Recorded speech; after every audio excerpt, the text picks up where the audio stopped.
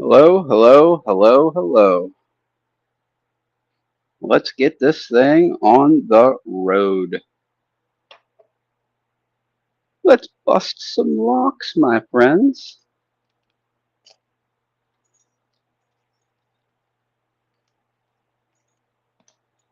I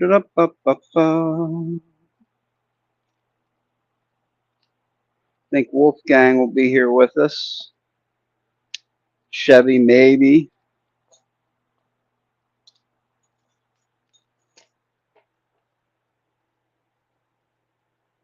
Let's get my setup here for the chat. Chat, chat.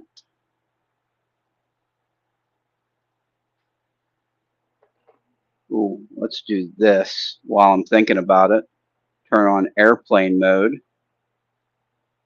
because there's nothing that irritates me more than getting a phone call while I'm live and my live just crapping the bed. That is awful. Outstanding.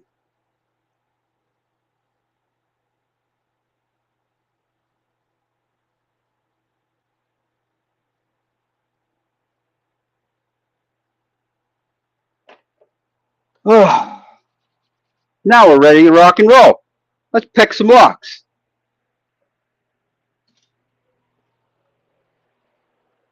Maybe.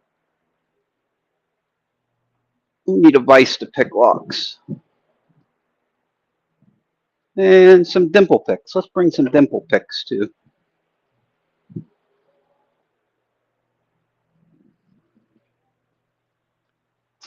So how is everyone doing today? Hope everybody's doing fantastic. Hope there's nobody from Florida because that is a really bad time down there. Really bad time.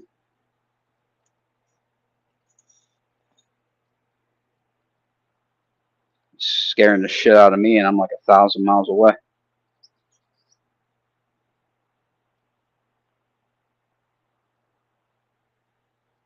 Decided I'm going to pick some euros today, so we're going to start. I wonder if I should even start with that one. Uh, yeah, let's start with that one. Start with the ERA, do a DOM, Nemeth, then maybe we'll pick some dimple euros. Bando, how far away from the storm are you? Because hunkering down seems not great.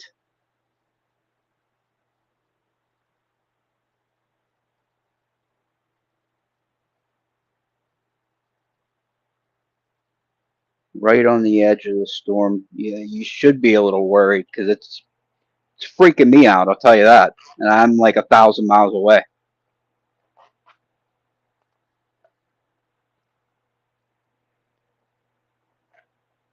I don't know exactly how old you are, whether you can remember like some of the really bad ones from back. I remember Hurricane, I think it was Andrew. It went up the coast, and then, God, I think I was maybe in high school at the time, but it went up the coast and ended up still being a really bad storm when it hit Pennsylvania. And like crap, everything freaking flooded. It was crazy.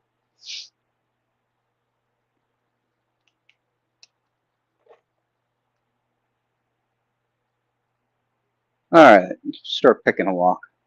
Take my mind off it. Bando says everyone is evacuating. That is a hint, my friend. Why are you not leaving? Okay, Ocala, Florida.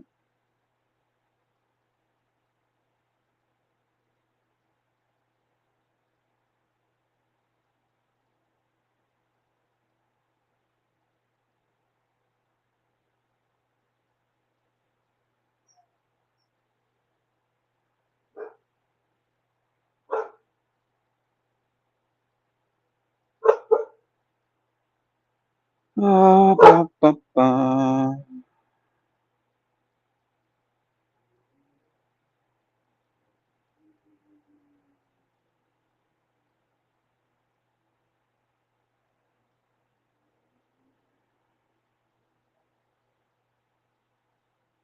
Okay, Ocala. Zoom in. Jesus, this is a suck map.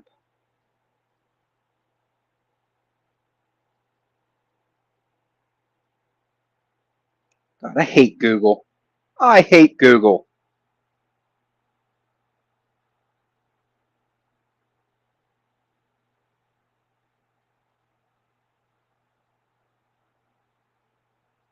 Ba, ba, ba, ba, ba. That map sucks balls.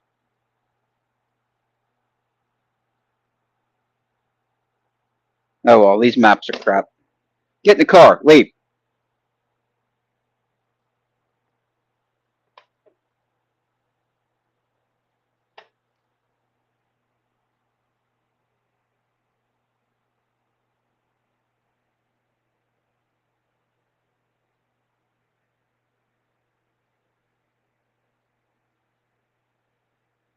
Oh, everyone's evacuating to there. That's funny. I'd still be leaving. Oh, it doesn't take much for it doesn't take much for a storm like that to end up 100 miles away from where it was predicted to be.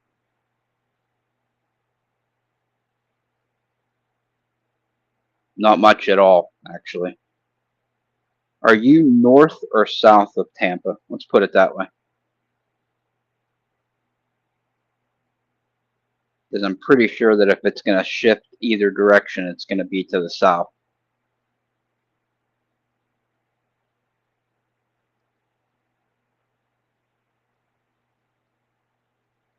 Hmm.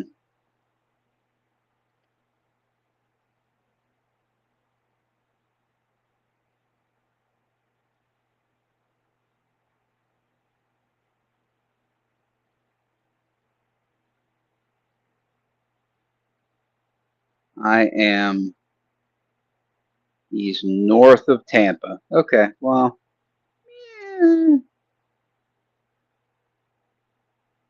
All right. We'll let you slide.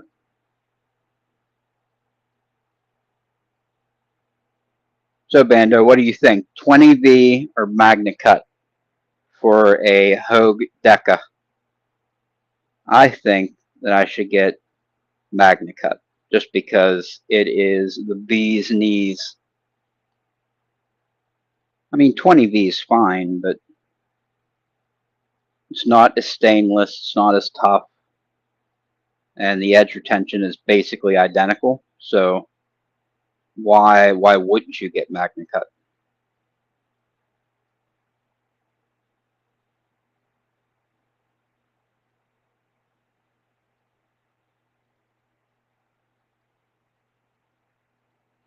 I think Wolfgang will be here in maybe 15 minutes. I think that I may switch to this earlier time slot just because the lives have been kind of lasting about 3.5 hours. So when you start at 5 p.m., you're talking 8:30 p.m. before you're done. Plus, I am drawing the crowd from Europe and Australia. So it is, you know, more considerate to those guys to kind of start a little bit earlier. Anybody have any strong feelings about it?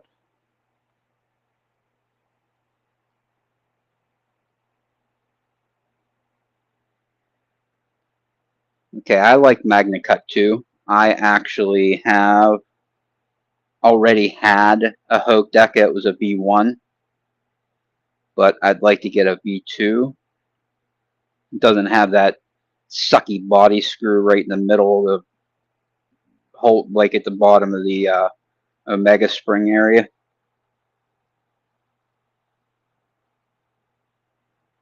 Plus, who doesn't want to have as much Magna Cut as humanly possible?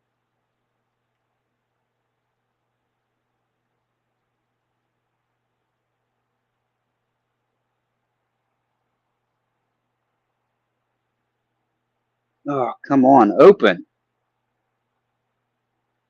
Stupid lock.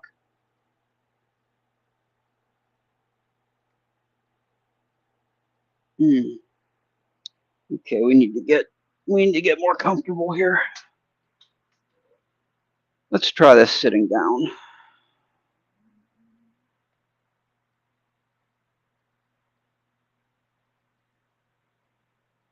Ooh, there we go. That was pin number 6. Freaking, this thing has a false set. Crazy. Okay, that's set. 5. 5 is there. Ooh, look at that. Counter rotation. Let's go.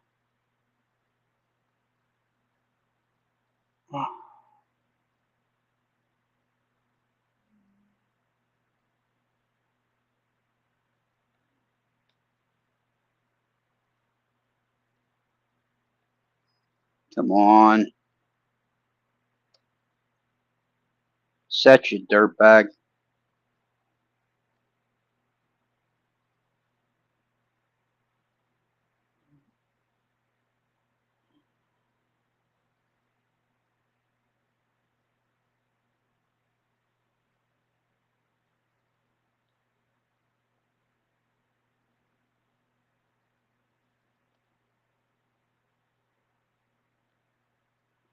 Open.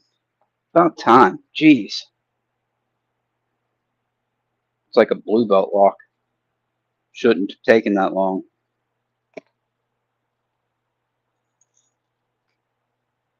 Okay.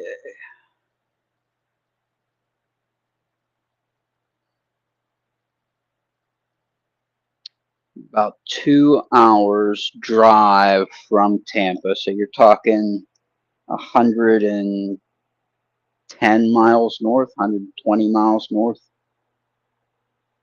I think it's going to end up not hitting Tampa directly. I think it's going to be south of Tampa. From the sounds of it, things are most likely are going to go south. Yes, it is a Hogue Deca. I already own one, but mine's a V1. It's the one that has the body screw like in the middle. It's like has the Omega Spring area. It's like a body screw right in the middle.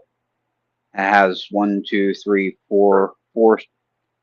screws up here, and then one right in the middle of the scale, and it is super stupid looking.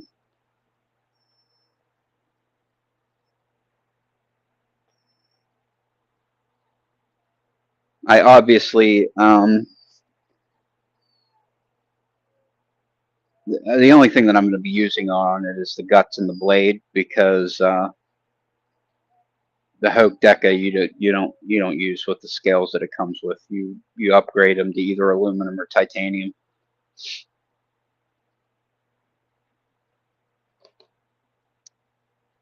What should I pick next? I should try picking this. Huh. Let's give it a try.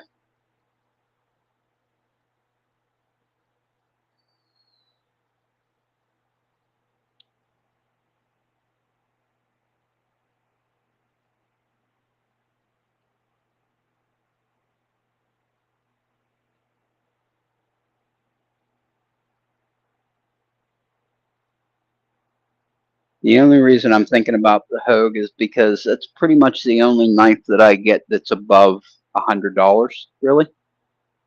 I'm a budget blade kind of guy like this. This is my newest acquisition.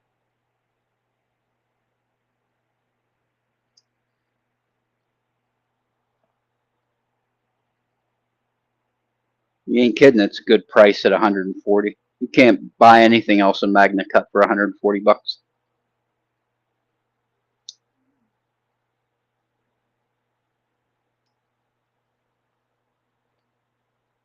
Let's pick this. What do I need? I need some tensioners.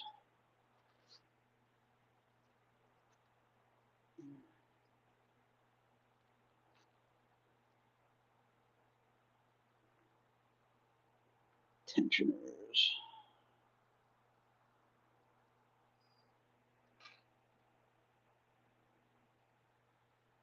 There is my family.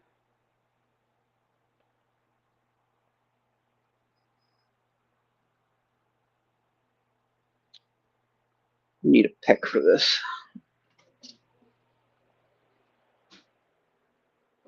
Pick, pick, pick, pick. I made a pick special for this lock.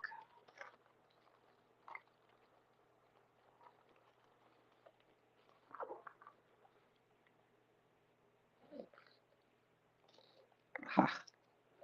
Pick.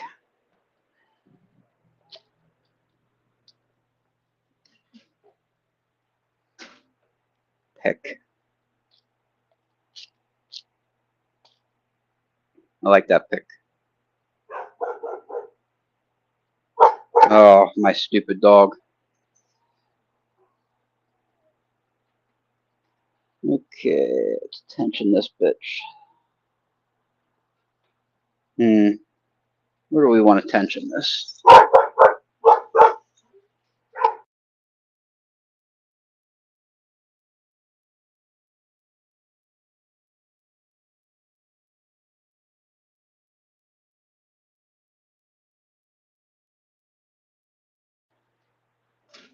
My doggy was going ape shit bananas. Let's tension on these two pins here. And then when we swap, we'll swap to these two on this other side. Okay, so that's on these two here.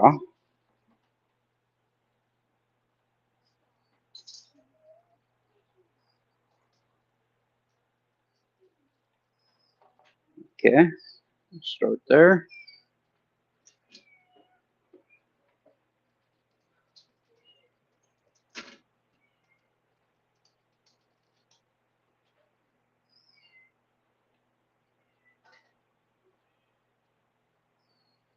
This is much better whenever Wolfgang's here.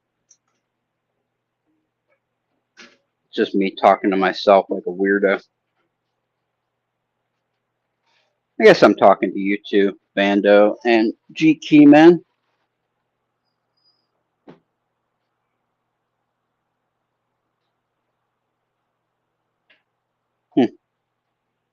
Okay, let's switch tension to up here.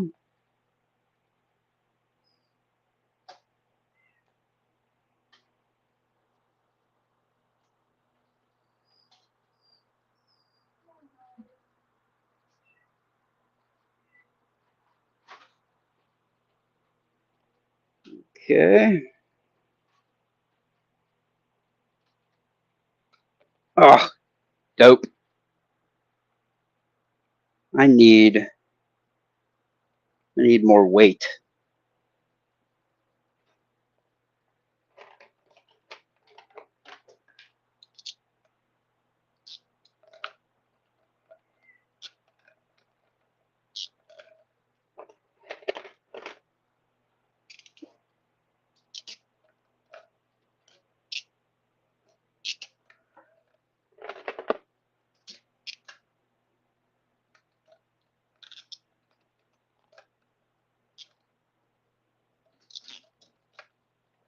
See if that's enough weight.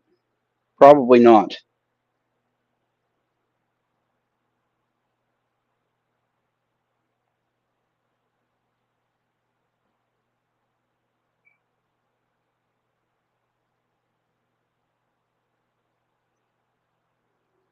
Okay. Try this again. Aloha, Mr. Iron Creation.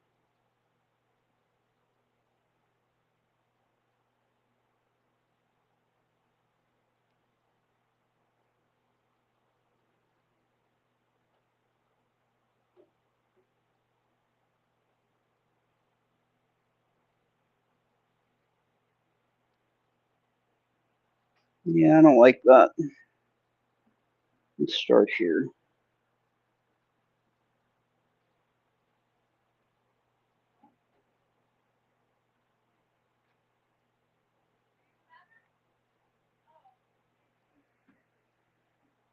How's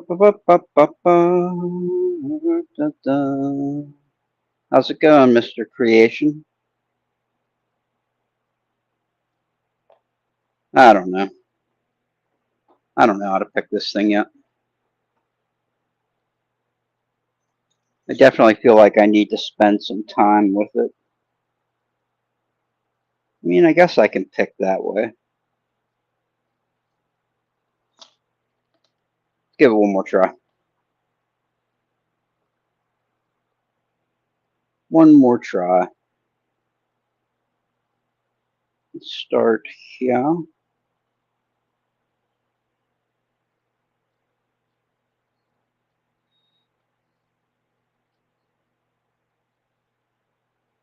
Oh, look at that. Maybe, I wonder if that works.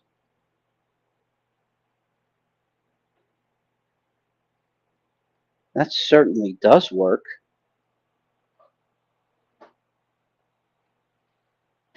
Now let's try.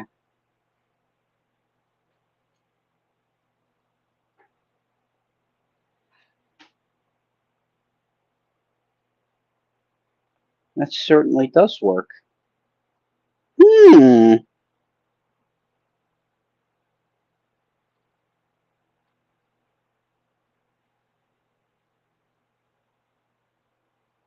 I don't mind that actually.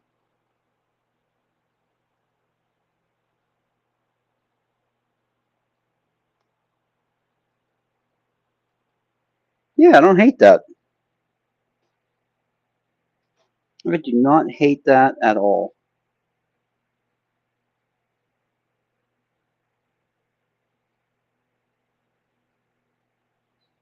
I do feel like I want to tighten this tensioner up some though.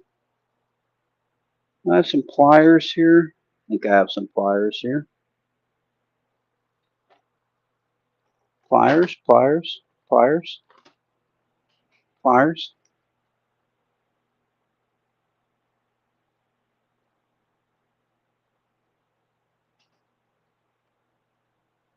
Let's see. Yeah, that would work there. And then let's.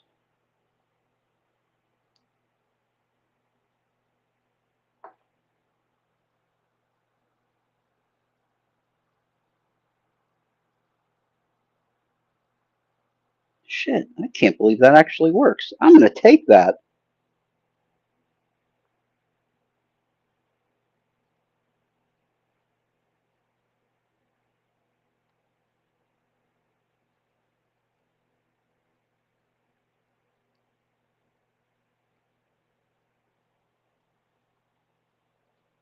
Hmm, interesting. How's it going there, Mr. McD? Just messing with my new van lock. It's goofy. I've never picked a single tubular lock ever in my whole life. So I don't know why I would start with this one. I guess I like punishment.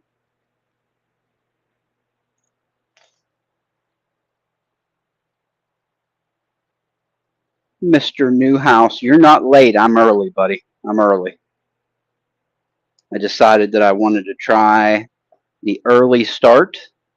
Ooh, Lock Chuck's here. Unhinged is here. Well, I'm missing all kinds of people. How's it going there, gentlemen? I think we're going to pick Euro locks today. So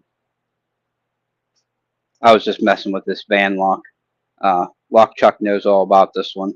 I know almost nothing about this one, but I was just trying out my tensioners that I made. These, they all seem to work fine. This one's my favorite. This one here, I put like, maybe if I can get it to focus, put like hooks on it.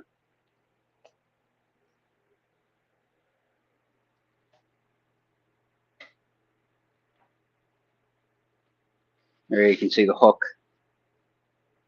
It grabs it very well. But the problem is that I'm very poor at picking tubular locks. Like I picked 0 my entire life, so I may have bit off more than I can chew starting with this one, but we will soon find out. No, that's not true. I already found out. It's much harder than I expected it to be, so we'll keep practicing.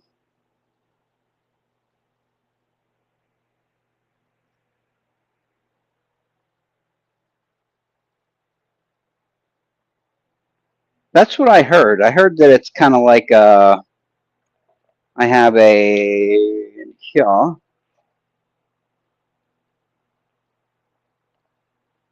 maybe not that one. This one. I have an ASA 700 that has 7 tapered pins in it, and people kind of liken it to this, where you have to keep hitting the same pin over and over and over and over and over and over and over and over and over again, and eventually it'll open. That's what they say, anyway. Whether that's true or not, I guess I'll find out.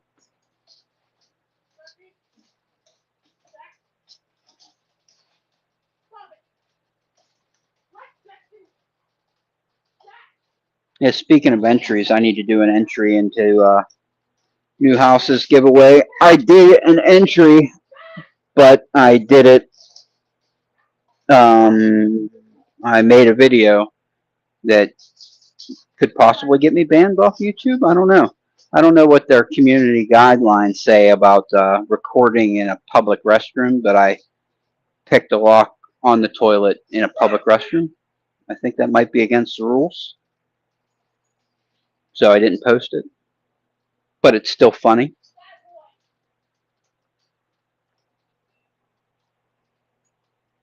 I'm a weirdo that way.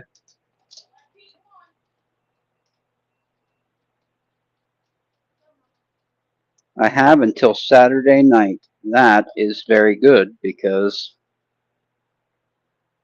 geez, time gets away from me so quickly.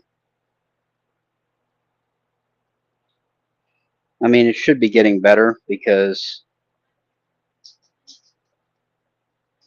it should get better soon because I just went through like the whole like last minute home repairs before winter time. So I think that I only have one more job to do, I think. And then it's just going to be like relax time for the winter. And then start that crap over again in the spring.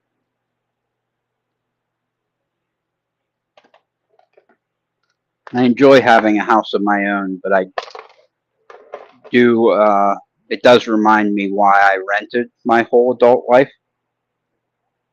because I didn't want to do that stuff. I didn't want to, like, oh man, I got to replace the hot water heater, or I got to, buy a new washing machine or dryer or whatever. I bought this place, 2 years ago, replaced the washing machine, the dryer, the refrigerator, just replaced the flooring in one room, 2 rooms. I had to repair the ductwork.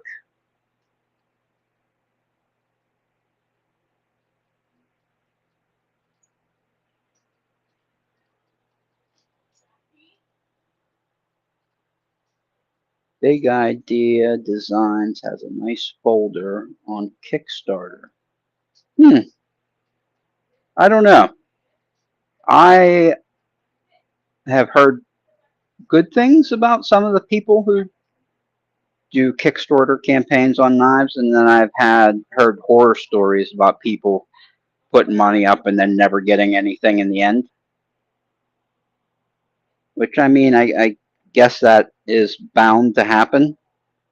I kind of wish that I was involved in the Kickstarter for this. That would have been super cool, but they had a lot of trouble. And, I'm almost, I don't want to say that I'm glad that I wasn't in Locksport then, but I'm glad that they had everything straightened out whenever I went to buy it.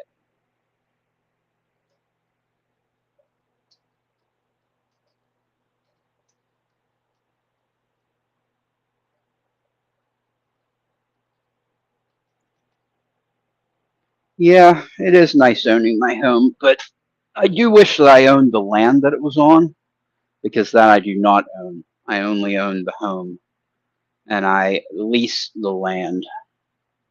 So it's basically like living in an HOA, a homeowners association. So I have people come over and be like, "Hey, you need to replace your back stairs," or "Hey, you need to take your antenna out of the tree out there because it's blah blah blah blah blah,"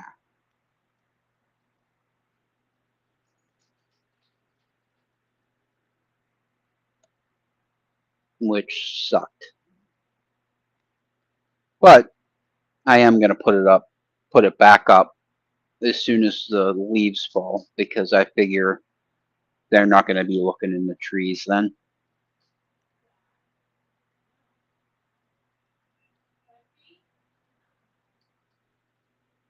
I'm just going to hide it a little bit, because I did have it right in front in the big oak tree. What I'll do is I'll put the transformer behind the tree and then straight up the tree, and it should be fine. They'll probably never even know that it's there after I move it to kind of the back side of the tree.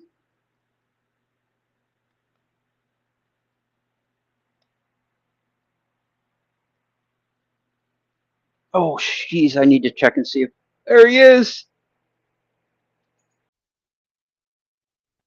Oh, Wolfgang. hi I, there. Good I evening. was I was like, I better check and see if he's here. I hope you weren't waiting long. Nah, not a problem. Beautiful. How's it How you going doing? this evening? I'm doing Uh, fantastic. yeah, I was planning well what to pick tonight and get a couple of locks to work towards. So right now what you see here are all my master dimple locks, and I'm Ah, going to cool. try and pick these and then move over to some more advanced ones because tomorrow, if everything goes perfectly, I'll have a Malenko Magnum and a Yale Platinum delivered to me from Lockpicking Fisherman. Locks are now sitting at the Austrian customs. Nice. And yeah, so if I have those, I'll have some really nice purple belt locks to work on. Very, So very nice. I normally pick like so for each belt I pick like 5 or 6 locks, and then I'm normally just uploading the ones that I can actually pick somewhat well. Okay. So we'll see how those go. But I also will want to pick the Medico. I also will want to pick the Megacross, the MNC Matrix too. So yeah, I got my work cut out for me. That's it. Good luck. Yeah. I shouldn't be picking this. Oh, let's pick this. And how are you doing? What are you working on? Well, I was messing around with the combi, and I think that that might be a little much for this early in the stream. I think we're going to step back and we're going to pick this ASA I was talking about with Lockchuck. He was saying that the van lock has pins in it that act kind of like tapers do, where you have to keep picking at them, tap, tap, tap, because they act like tapers. And I was like, oh, cool, I have this one that's like that. And he's like, yeah, exactly like that. So maybe I need to pick this more often and then get picking at this. Oh, okay. I did find out a cool thing about these tensioners that I made is that I see most people, they'll go into 2 pinholes with whatever they're tensioning with. And I was like, I wonder if you could just use 1. So I tried using just the 1, and the other one use the housing, which I was able to get it. I just can't get it at that stupid angle. Up and up, up and up, up. Let's go in the hole, maybe. If I can hit the hole. There we go. And oh, crap. Can't do it with one hand, but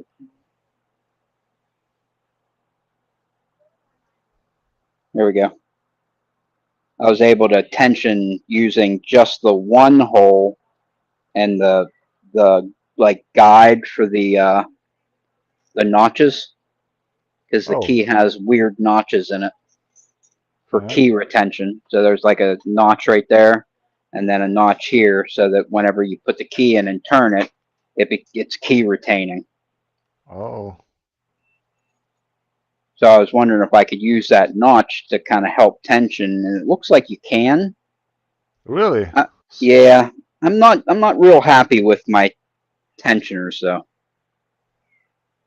Yeah, this was something that we discussed last time. I think I Yeah, was proposing maybe using like a half moon tensioner yeah. using those notches. I was looking at. Hold on, grab it from my junk pile. Get out of my way, Jaxie. So I have some crap plastic. I think I'm going to chop a couple sections of this plastic off, drill some holes, and then just use straight pieces of spring steel, kind of like Chevy did. Oh, He used wood, and I'm going to use plastic, but it's basically the same thing. yeah, indeed. I mean, Yeah, so I think that's what only I'm going to used for do. tensioning anyway, so Yeah, because it looks like these work good, and I can get them to work, but I really have to be pushing in on them because the bend that you put in it kind of has a radius in the back. Get one here. You can see how there's a radius, and it kind of makes it want to pop out. oh, I see. Yeah, so back to the drawing board. I mean, I might be able to get them to work, but I think that it's going to take a lot of finagling and hassle. I think it might be better just to go back to the drawing board and try the other way instead.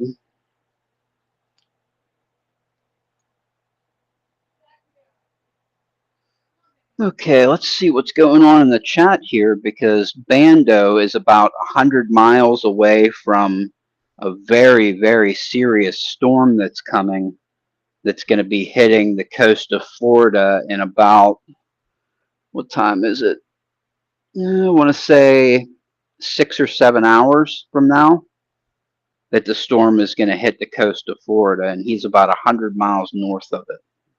Oh well, hopefully everything's gonna be all right there. I heard that it's the what is that? It's basically the hurricane of the century there. The That's last what they big say. the last big one was Andrew in '93 or '92. I'm not sure. Yep, Just heard it on the news.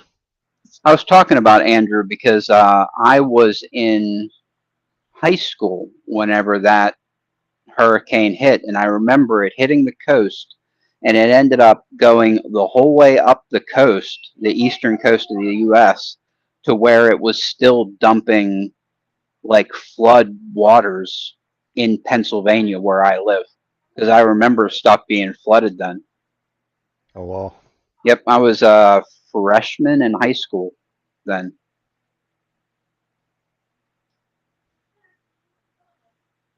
Yeah, we also had a flooding here a couple of weeks ago. Here Oh, in did you? yeah, here in Austria, also in Hungary, the Czech Republic, so basically everywhere in Middle Europe. Oh, Um, wow. yeah, the metro system just didn't work. You only had limited transportation, so everything was underwater. Crap.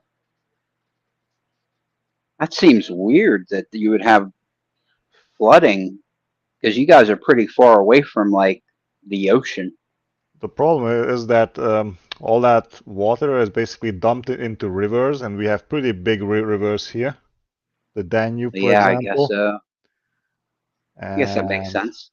yeah, that causes problems. Oh boy. Hey, Isamu Sushi, how's it going, buddy? You work night shift. Yikes. That's something I complain about at work. I always complain every morning when I wake up. And I tell my wife, I say, "Oh man, mornings are for the birds, blah blah blah." And then she always tells me, "It could be worse. You could be back on midnight shift." And I, chuckle and say, "Yeah, yeah, I guess you're right." She's But we go probably through right. that. Yeah. Oh Yep, we boy, go through that little dance like every morning. she's right. I mean, night shifts are the worst. Yeah, she is right. It's good that she reminds me because it wasn't actually that long ago that I was on midnight shift for God, probably 5 years. Same place that I work, but it was a different job. It was before I bid out and moved into the office.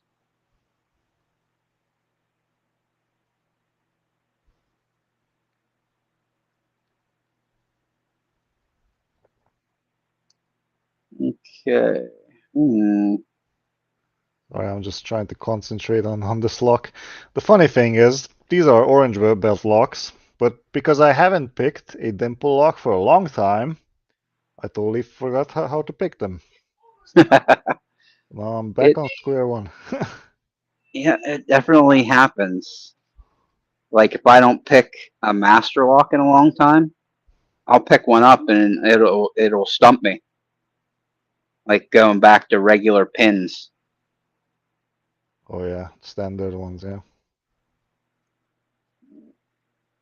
This one has spools, thankfully, Okay, well that's good then.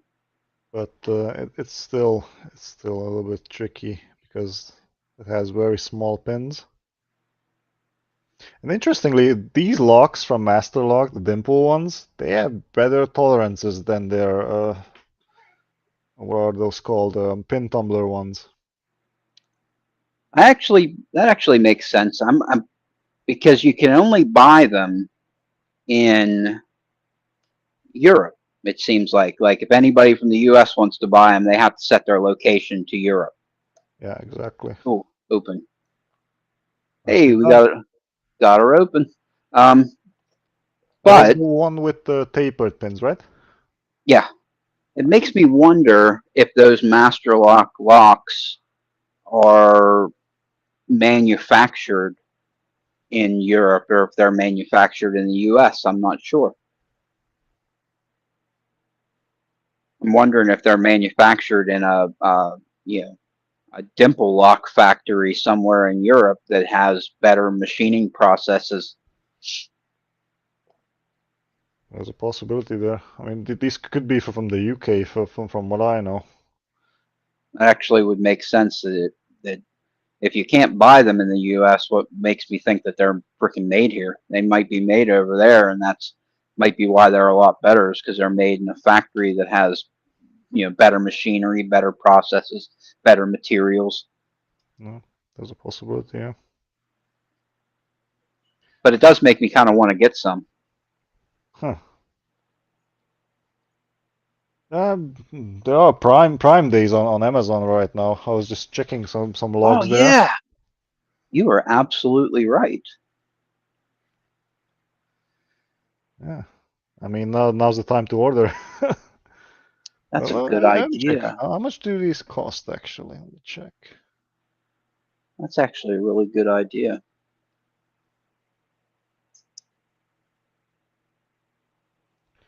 Asterlock 1145. Hmm. What was I looking at earlier today? I was looking at, I use I like pocket knives too, so I sharpened this the other day to get a better edge on it than what came from the factory. So Oh, nice. I sharpened it and noticed that my uh, diamond stones for it were getting kind of worn out. So I was looking at, I use the Work Sharp Precision Adjust fixed angle sharpening system. So I was looking at some like aftermarket uh, stone holders and stones to upgrade it. And this might be the perfect day to buy it since it's Amazon Day. Yeah. It's a good idea. I think I did a not too bad of a job actually on putting the edge on that thing. Well, nicely done. We wish I knew how to sharpen knives that well. Well, the thing is that I'm not good at it like freehand. What I do is I have a stand that clamps the blade and holds it still, and then there's a diamond stone on an arm, and it makes it so that you can't really screw it up. Okay. It's a fixed angle sharpener, so you clamp it in and you do this side, and then you flip it over, do the other side, and just flip it back and forth, and then change to a finer grit, do the same thing, back and forth, and then switch to the hone, which is like a ceramic rod, and go back and forth, and then put it on a strop with some diamond paste, and next thing you know, you got a mirror edge on it. Nice. Yeah, it's surprisingly easy whenever you have the correct stuff to do it. Yeah, the correct tools. Yeah, definitely. Okay, let's pick a dimple rock. Oh. Oh man, there's one pin. I remember this one pin was pretty hard to set. It's one of those long spools. Okay. Because I have the false set now. And as I mentioned, these are only orange belt locks. Yet still, they punch above their belt ranking. That's for sure. Yep, I believe that. There's I have one right here that's like above its belt class. This is a Nemeth NF2. Oh Really boy, tough lock. purple belt. Yeah, I have two. I think I have two of those. Yep, that's a tough lock. They're pretty badass. Yeah. The keys for those they are also a little bit strange. Yep, there's They're mine. uh, mine is a little bit more evil because it has like two of those trenches. Okay. Uh, yeah, those zero cuts. I'm not sure what those are. Very deep cuts. Yep, I got this in a random eBay buy. It was like two Euro cylinders or whatever, and the picture was kind of blurry, so it was like I'm not sure what it is. So let's just buy it and see. Let's just buy it and see. And it ended up being the NF2 and then a Dom RN. So yeah, I did good in that deal. Those are good ones actually. Domaran Yep. is a blue belt one. Not as hard as the NMF though. No, not even close. Oh. NMF is like I believe it's almost on par with the P Extra, the GGP Extra. Yeah, I've never picked a GG before. I was just sorting through them the other day. I have a couple of Scandinavian ones with 7 pins, and then I have 6 pins, and then the blue belt ones, the 5-pin ones as well. Um, horrible locks. Especially the keyway. Holy crap. So narrow and paracentric. Yep, I think I've seen those on LPL's channel. Evil GGs. They are, yeah. Mm.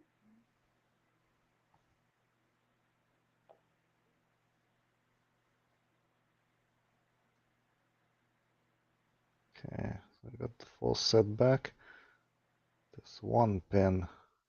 You know what? I changed my mind. I don't want to pick this one. I want to pick. I said I was going to pick Euro locks, so I'm going to go grab a Euro dimple.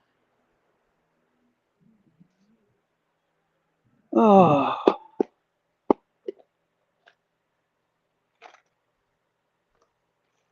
Oh, yeah, that's it.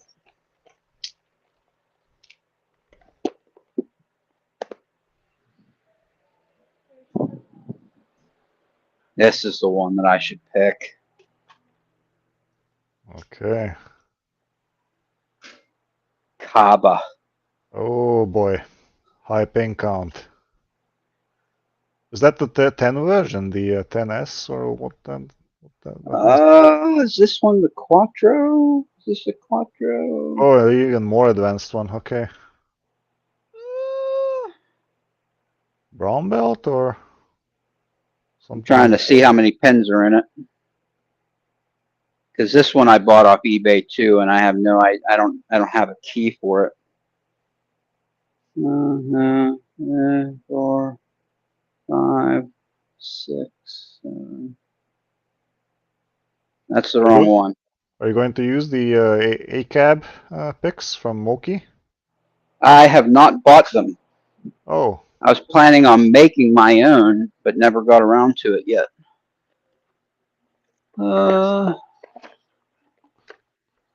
There it is. The great thing about those, Moki has managed to like really measure the pin height. I mean the height where the pin rows are, right? And he made 3 picks that can basically reach all 3 levels. Yeah. Yep, I was thinking about buying them and then never. The last order that I got from him, he was out of stock of the ACABs, and it was before he put out the rounds. You know what? I should probably make an order and just buy them, huh? Definitely. Hey, Buy the you talked me into it. Oh man. There you go. You talked me into it. Thanks. I talk myself into it as well, and then sometimes I regret it. Hopefully, it won't be the case for you. I don't think Yeah. I'd regret it because he makes some really nice stuff. He really does. He does, yeah. And the Because ACABs, those, they're really nice. I really like his extra series picks. Like his flat extras are like my favorite picks, and his gems are also like the same thickness as the extras. So I really like those 6 picks. And then I have the 4 round regulars and Look then a at this couple beauty. thins. Oh, You let's got the see. ACABs from him. These From are really nice. the Hattori Hanzo of lockpicks. Moki made these. The ACABs. Oh boy. They're beautiful. Now, do they work really good, like turning them to set pins? Or do you like tilt them at an angle and still pick vertically? I wasn't sure how they. Yeah, I wasn't sure vertically, how. definitely. So you have the lock placed vertically. So the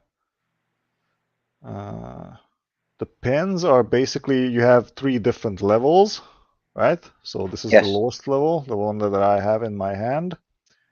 This, I believe, reaches from the bottom to the first level, and then this one reaches to the middle. That's the second level. and then you have the third one, which is the highest. And basically, let me just try and demonstrate. I don't have a lock like that. I'll just drop this. I'll pick it next time. So you have the cab lock like this, and you go in like vertically, like you said, and you set them like this. Okay, this is a little bit too high for this one. Like this, exactly. Okay, so you do give them a little twist to set. Okay, that makes sense. Exactly. That makes sense. That's why he probably put the round handles on them. Mm-hmm. Yeah, you need to twist them in order to set the pins. I think I'll be using those to pick the Mega Cross. I think that those will fit fine. Yeah, that makes sense actually, because those are high pin count. I think it depends on what type of pins are inside it. I think they're all set up the same though. Yeah, mine has mushrooms. I haven't bought the ones with the pyramids because I don't think I'll ever be able to pick something like that. So they're supposedly really tough.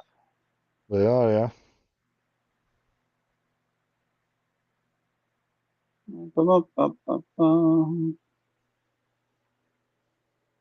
Oh, geez.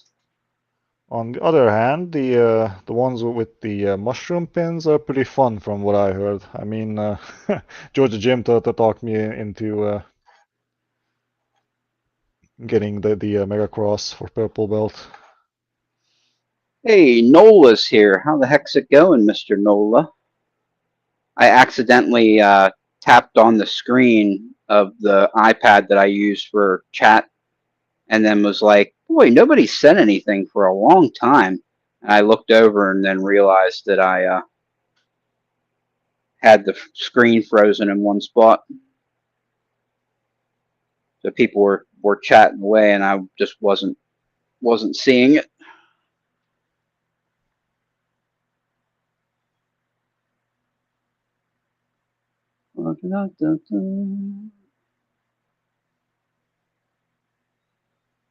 So I think we got 10 people here. That's a pretty decent number. I was talking with Wolfgang and Chevy. They're kind of the two people who show up here the most with me, and asked them, hey, what do you think about starting the live stream early, like every week? Instead of starting at 5 p.m., to just start it immediately as soon as I'm done with work, 4 p.m., 4:05, just freaking get at it and start. Does anybody have any aversion to that? Or do you not give a darn? Because I think that I am going to switch to the earlier time unless a bunch of people say that that's a terrible idea.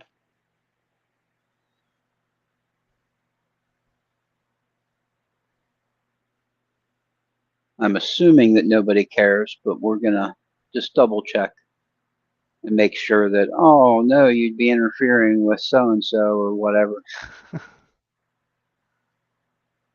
Which I actually almost did. I almost started the live stream on Saturdays, and there's, crap, what channel is it? It's like some locksmith channel has a big, like a real big live stream on Saturdays, and I didn't want to I didn't want to screw them over. Plus, I also didn't want to compete with them in a time slot.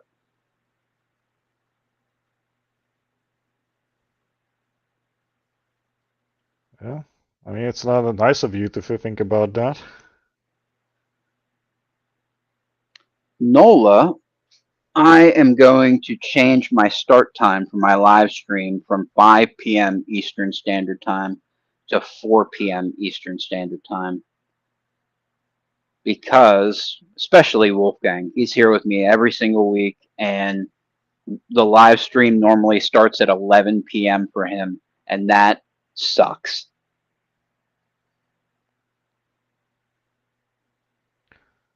I can try and power through.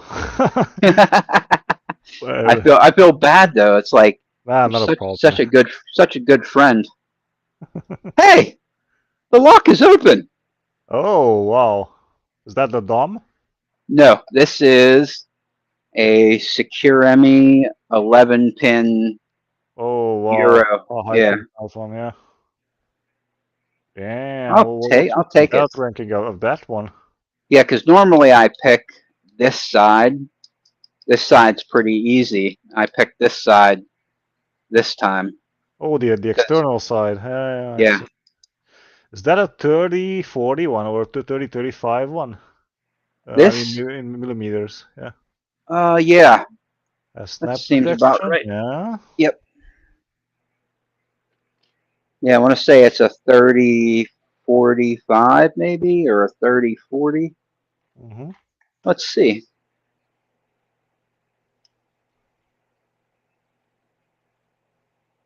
That is 1.575 inches.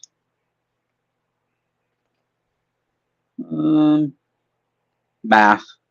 Or need a Oh, calculator to convert from inches to oh, millimeters. let's ask Google. You said how much? Yeah, 1.575. 75 inches. 2 millimeter, please. All right, that's a 40 millimeter there. That is exactly what that is. And then the other side. I lost a stupid lock. There it is.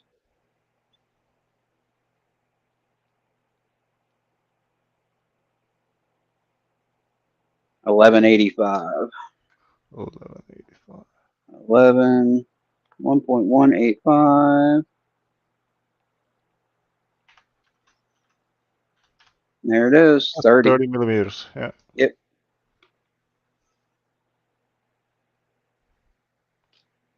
Now let's try this one. What's that? This Oh, one is a metal. oh, two rows of 9J. pins. Yep, 2 rows. It's what a 9J2X1. Let's pick the outside.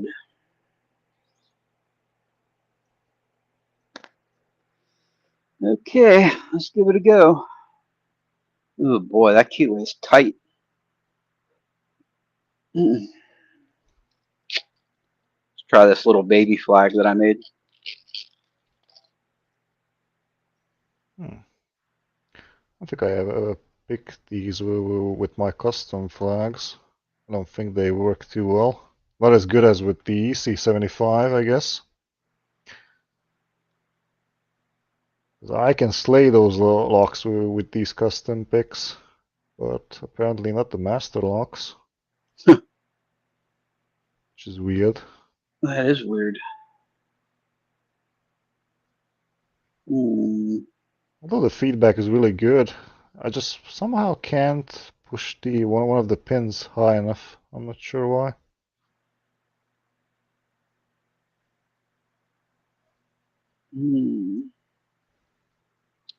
These pins are sitting inside of the wording, I think. Oh, oh, really? Yeah. Huh. Oh, You see there's 2 rows of wording there. The pins are sitting right in between. yeah, nasty bidding there. Yeah. Yeah, let's use a baby.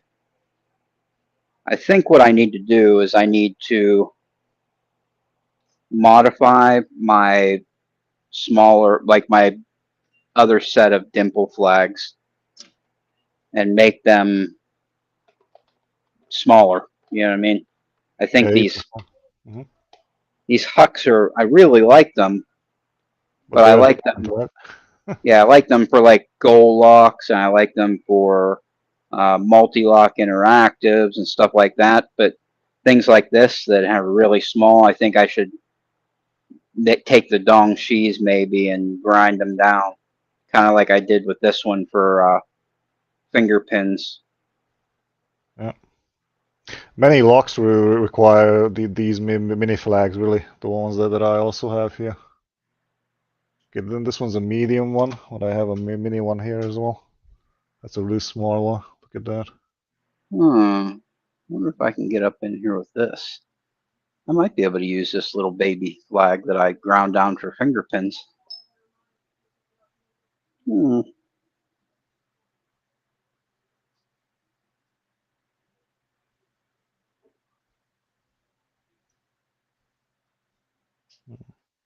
I don't think this one can reach the pins. Well, we're gonna give this a go. Let's tell which way do we want to go? This way?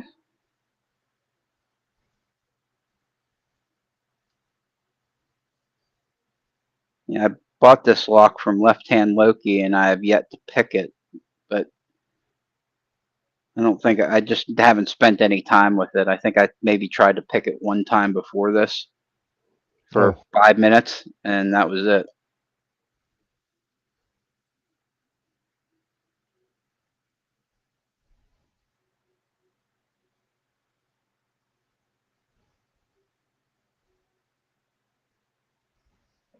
I keep standing up to make sure Chevy. Oh, there's Chevy right there. Need a baby multi-pick 10 hook. You are correct. I do need baby hooks. Wait, number 10 hook. 10 flag, maybe? number 10 from the multi-pick set. I would have to bring up mine, but I have it in a box. Can't check. Is that the offset flag or is that the straight one? He knows all about the freaking multi-pick. He actually sent me a list that had like the actual dimensions on it. It's just I haven't had any time to go Yeah, and that's weird.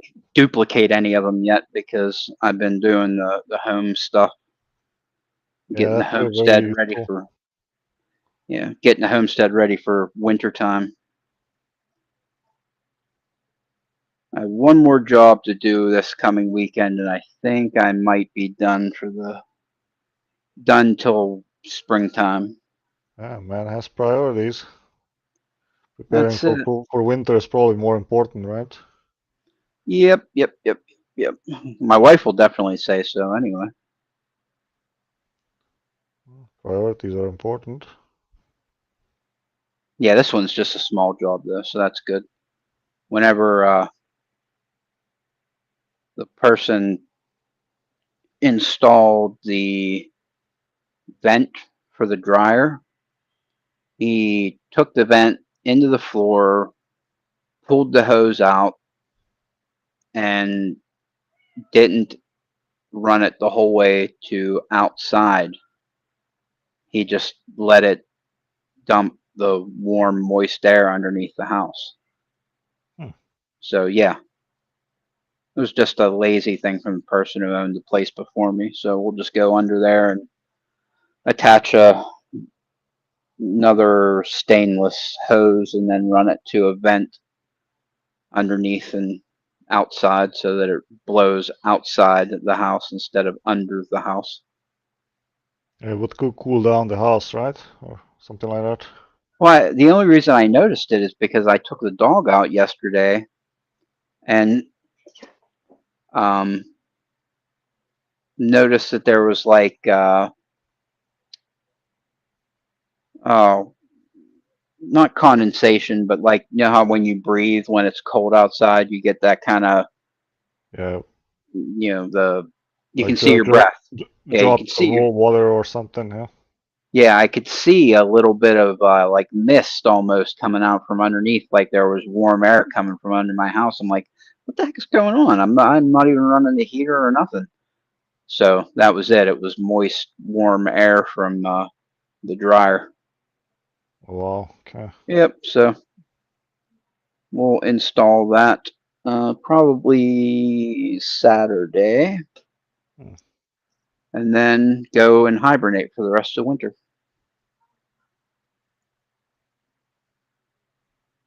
I do have a big job for the spring though, so that's going to be interesting.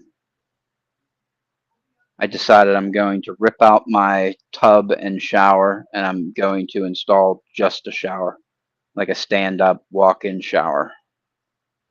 Yeah, those are small. They require like small space, so unlike a bathtub, you know. Yeah, I'm going to pull out the tub size one and put in a shower that's the same size, so it'll be a nice big stand-up shower, but nobody here's taking baths. You know what I mean? So Yeah, just put in a shower and be done with it. exactly.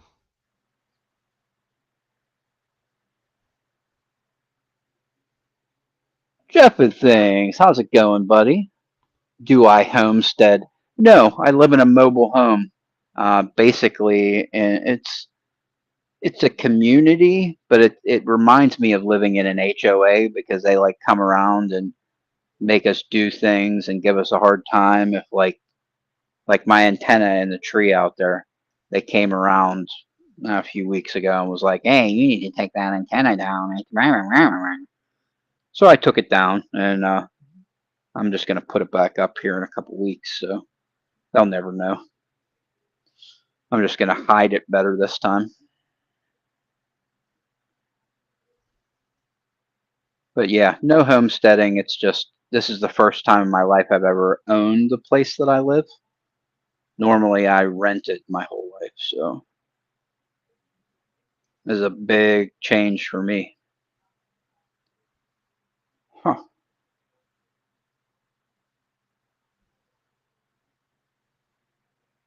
I'm getting no movement, no nothing here. Alright, number 6. Come on. That's exactly the way I'm feeling. Dots Locks. I think I just subscribed to your channel last night, my friend. Oh,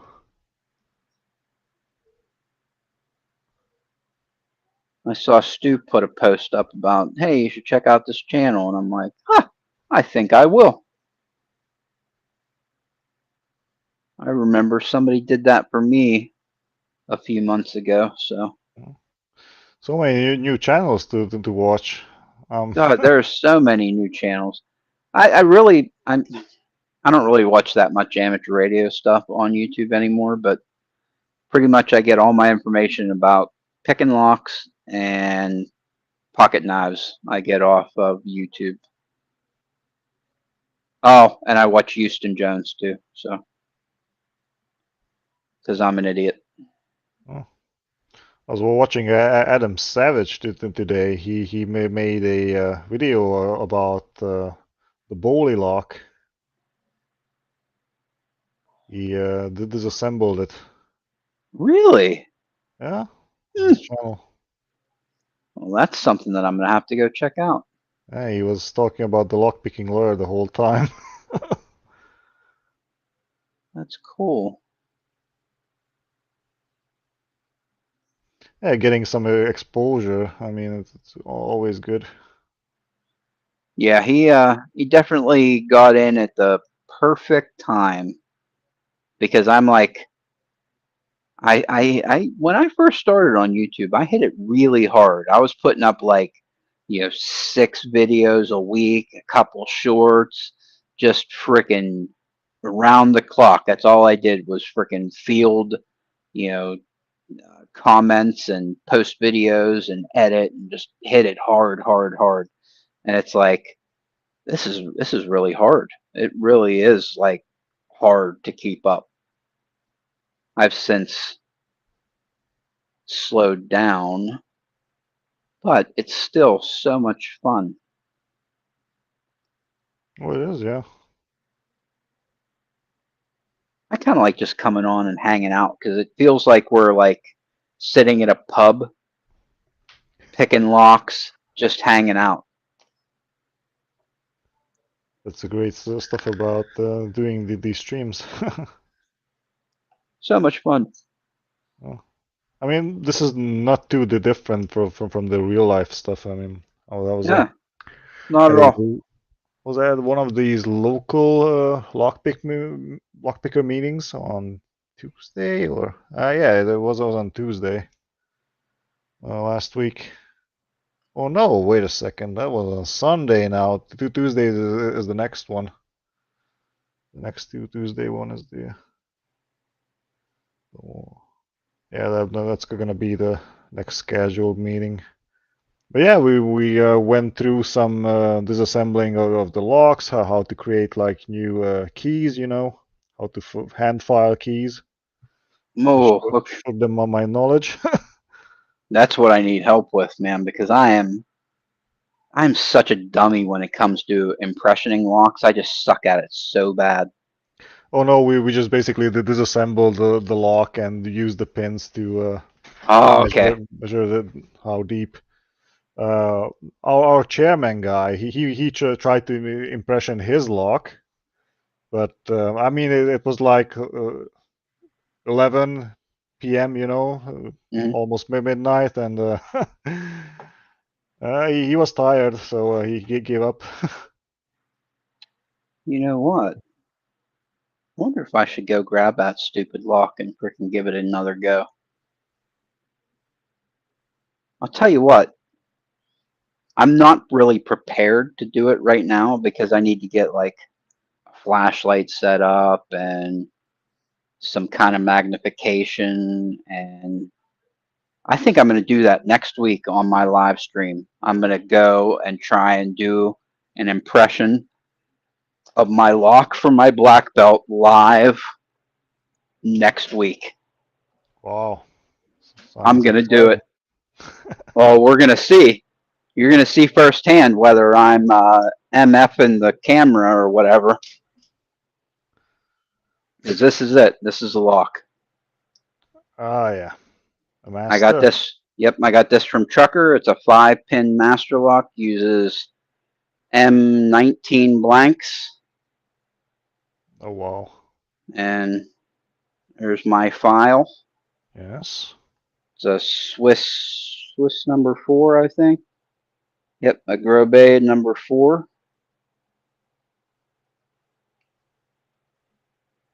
And this is the lock that I need to get a working key for my black belt. Mm. I tried 2 times and it was really bad. And then I got some advice from Picksmith and I tried one more time and got to the point where it was like, I don't see anything new. And I just jiggle, jiggle, jiggle. And I was just like, I'm not seeing anything. Jiggle, jiggle, jiggle. I don't know if I was going blind because I was staring at it too long or what the heck was going on, but that is what I'm going to do next week. Oh, that's going to be fun. You guys can see me have a nervous breakdown. Oh boy, can't be that bad. Oh God, I tell you, I have my locks picked for my black belt. I have two quests to do and I'm done. Chevy, what's going on there, my friend? Let's change the screen layout. And there he goes. He's gone. Chevy was here.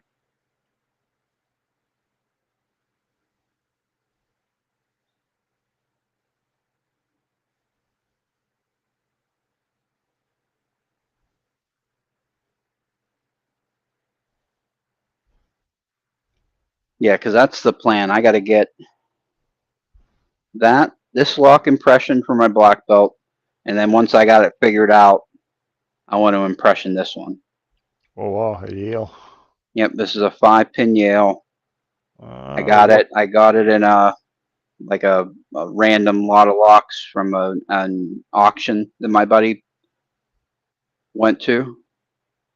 Oh, It's just a nice, I don't know, it's a nice Yale lock. So I'd like to have a key for it, because in that same lot, there was this one And that that one has, uses the Yale 1 keyway or something else. yep, this is a Y1. This one here, also Y1 Yale.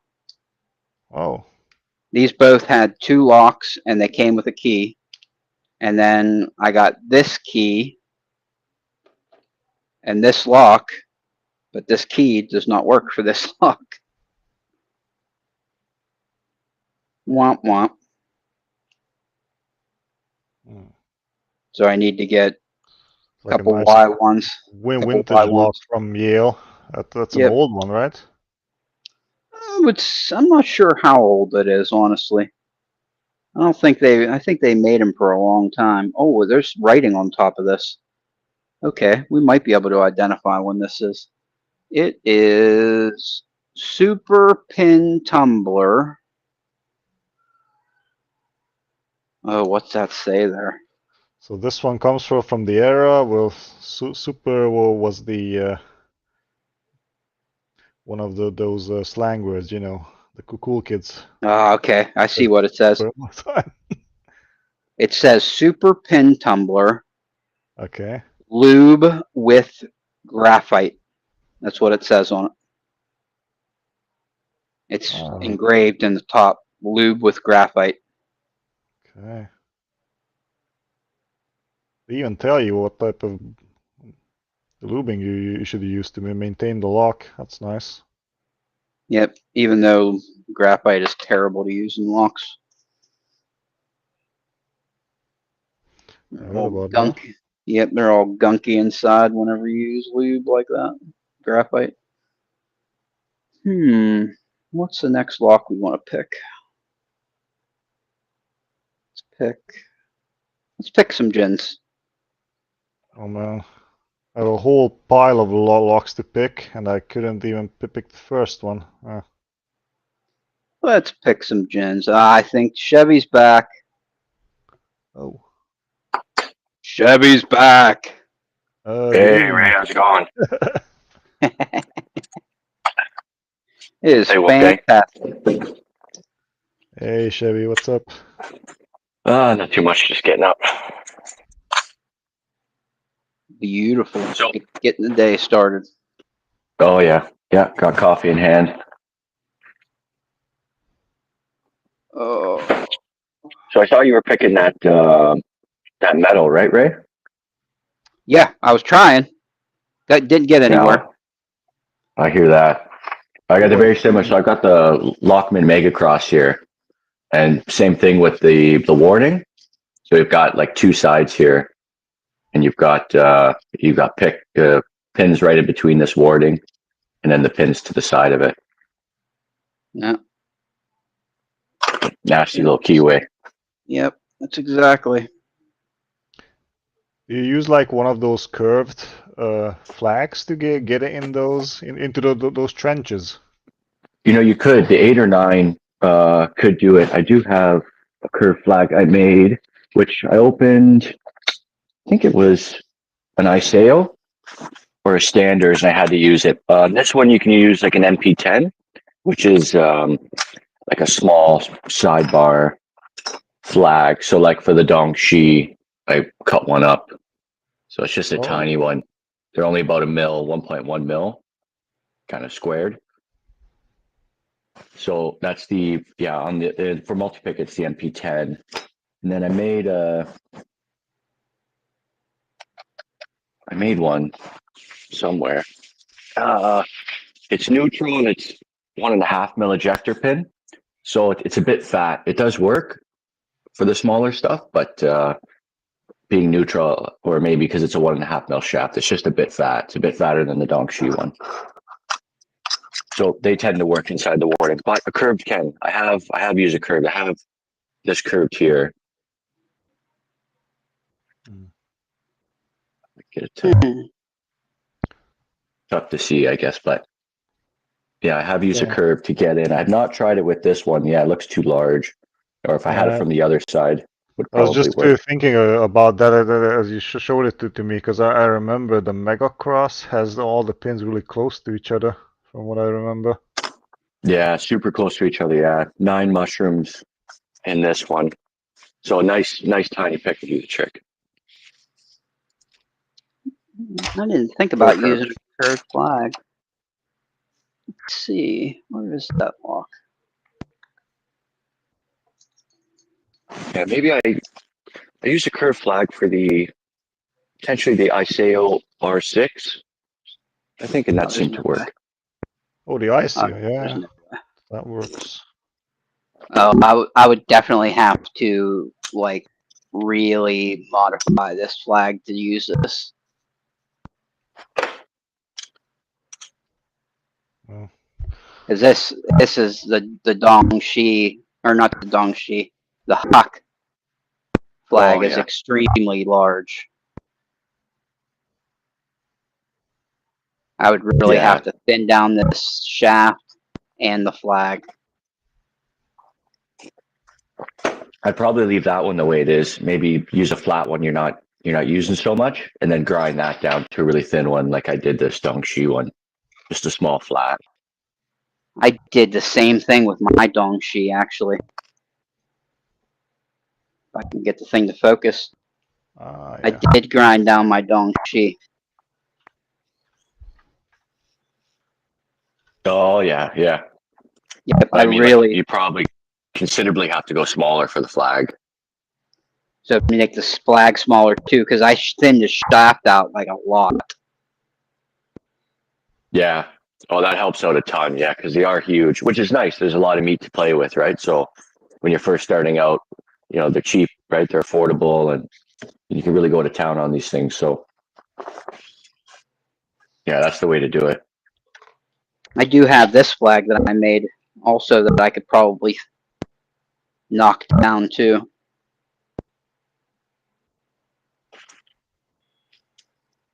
Oh yeah. Yeah, definitely.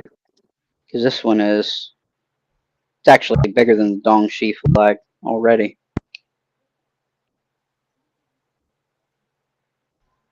Huh. I wonder, let's, wonder if I could just modify it right now. I definitely could.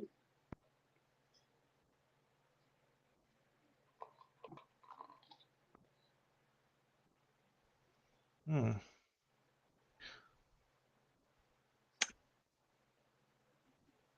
Yeah, those curved flags. I believe I made one especially for the Caesar Astral. That one also has a little like a trench in front of the pins. Really annoying Oh to yeah. get around it.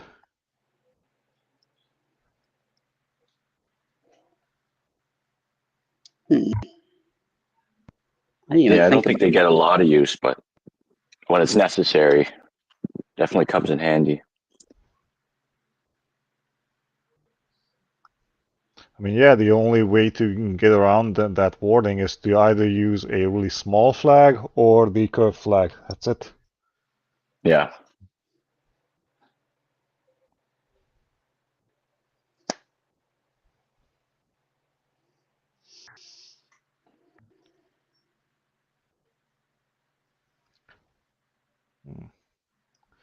Totally forgot the binding order for this lock. Definitely. This actually works a lot better than what I was using. Who'd have known? Who'd have thought?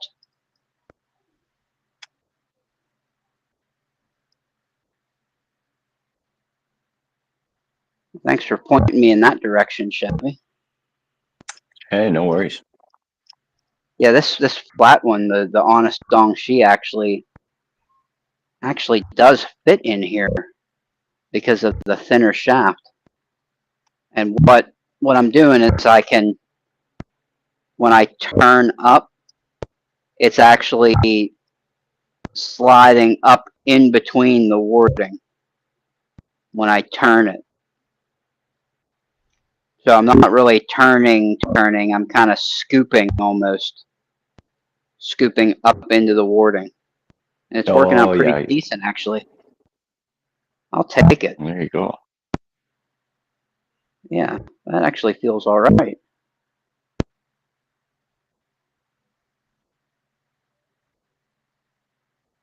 I need to make some more of these like neutral flags. I really like them. Yeah, I really like the neutral flags too. That's why I make them. I find I'm making them a bit too thick to be useful for all locks, but I really no, I like the neutral. Need less picks that way. That's exactly like you can just flip it over and go the other direction. It's like convenient. Yeah. If not, you're like switching back and forth between the left hand and the right hand. Sometimes I don't even do that. Sometimes I'll just go with the right hand one and just go back and forth, especially in the goal locks.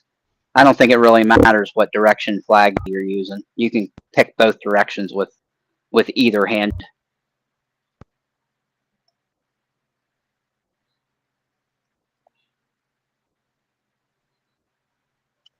Alright, not playing ball. Oh, let's check the chat and see what's going on. I did it again. I keep touching the screen and it keeps freezing right where that is.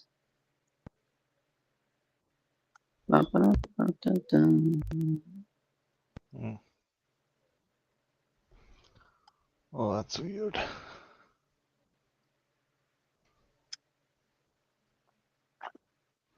Wondering if I should try a bigger flag because I somehow cannot reach one of the pins. Ray, your audio keeps burping. What does burping mean? Maybe he's cutting in and out.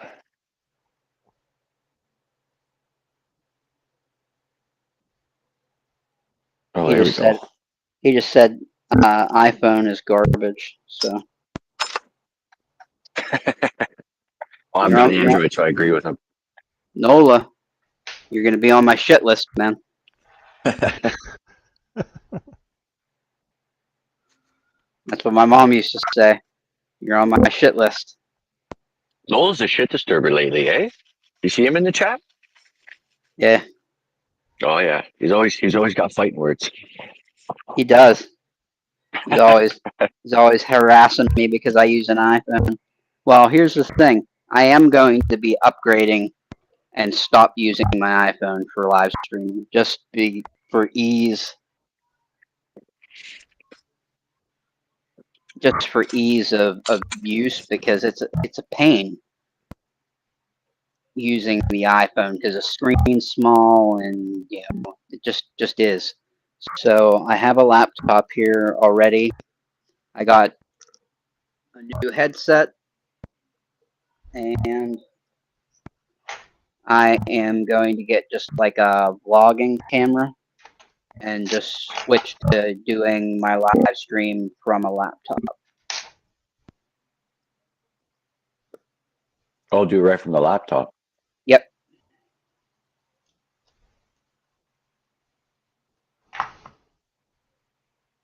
Just use the laptop, plug in a USB vlogging camera, attach it to my arm here, and just use that. Oh, okay, that makes sense. That makes sense. Instead of using my actual phone that I make phone calls with, because I occasionally forget to turn airplane mode on, and I'll get like a phone call in the middle of a live stream, and my stream will freeze up, and it's like, it's just a pain in the butt. We need to use my phone for what it's meant for, a phone, and then we'll use a computer for live stream from. Oh man, how I hate when flags get stuck. Oh boy. Oh, Yep. The worst. Yeah. Definitely happens. A second, what do I do in this case? I probably should grab one of those probes.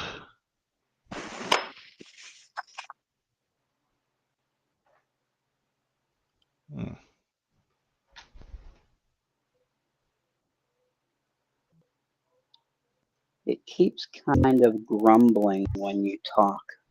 That is. I think that's just Ray in general. I think he's always grumbling, you know? Well, there is that.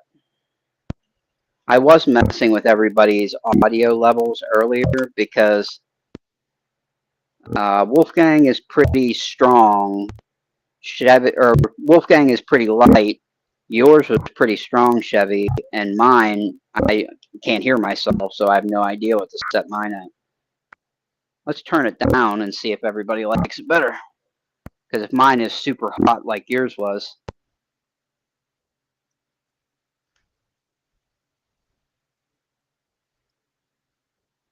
I definitely like Restream better. It's just easier to use, and they don't keep sending me messages like StreamYard was telling me that I'm going over my time. You're going over your allowed 20 hours. Yeah,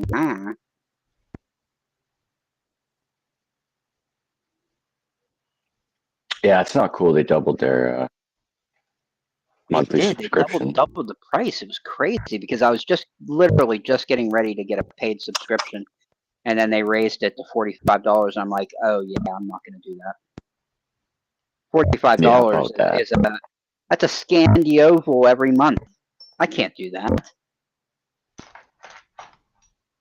I can't spend good luck money on frickin' live stream. No, I agree.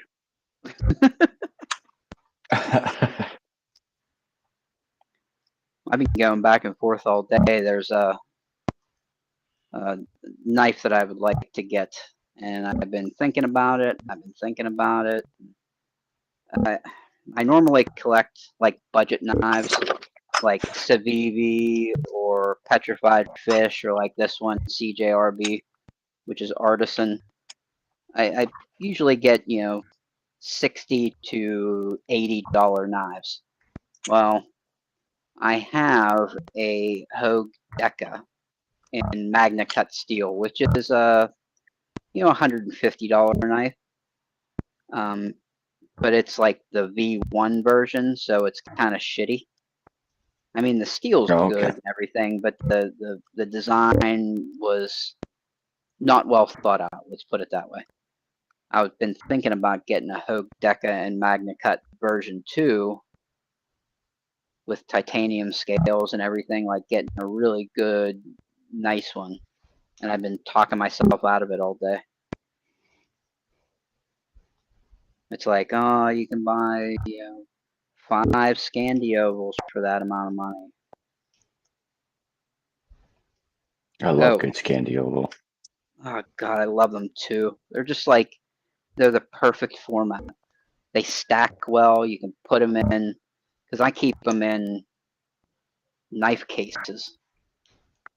Oh, okay. I stuff them down inside this knife case, and I can fit, like if I'm gonna go anywhere, whatever, I'll take one of these vices, and then I'll take this little knife case, and it holds 4 Scandi Ovals in it.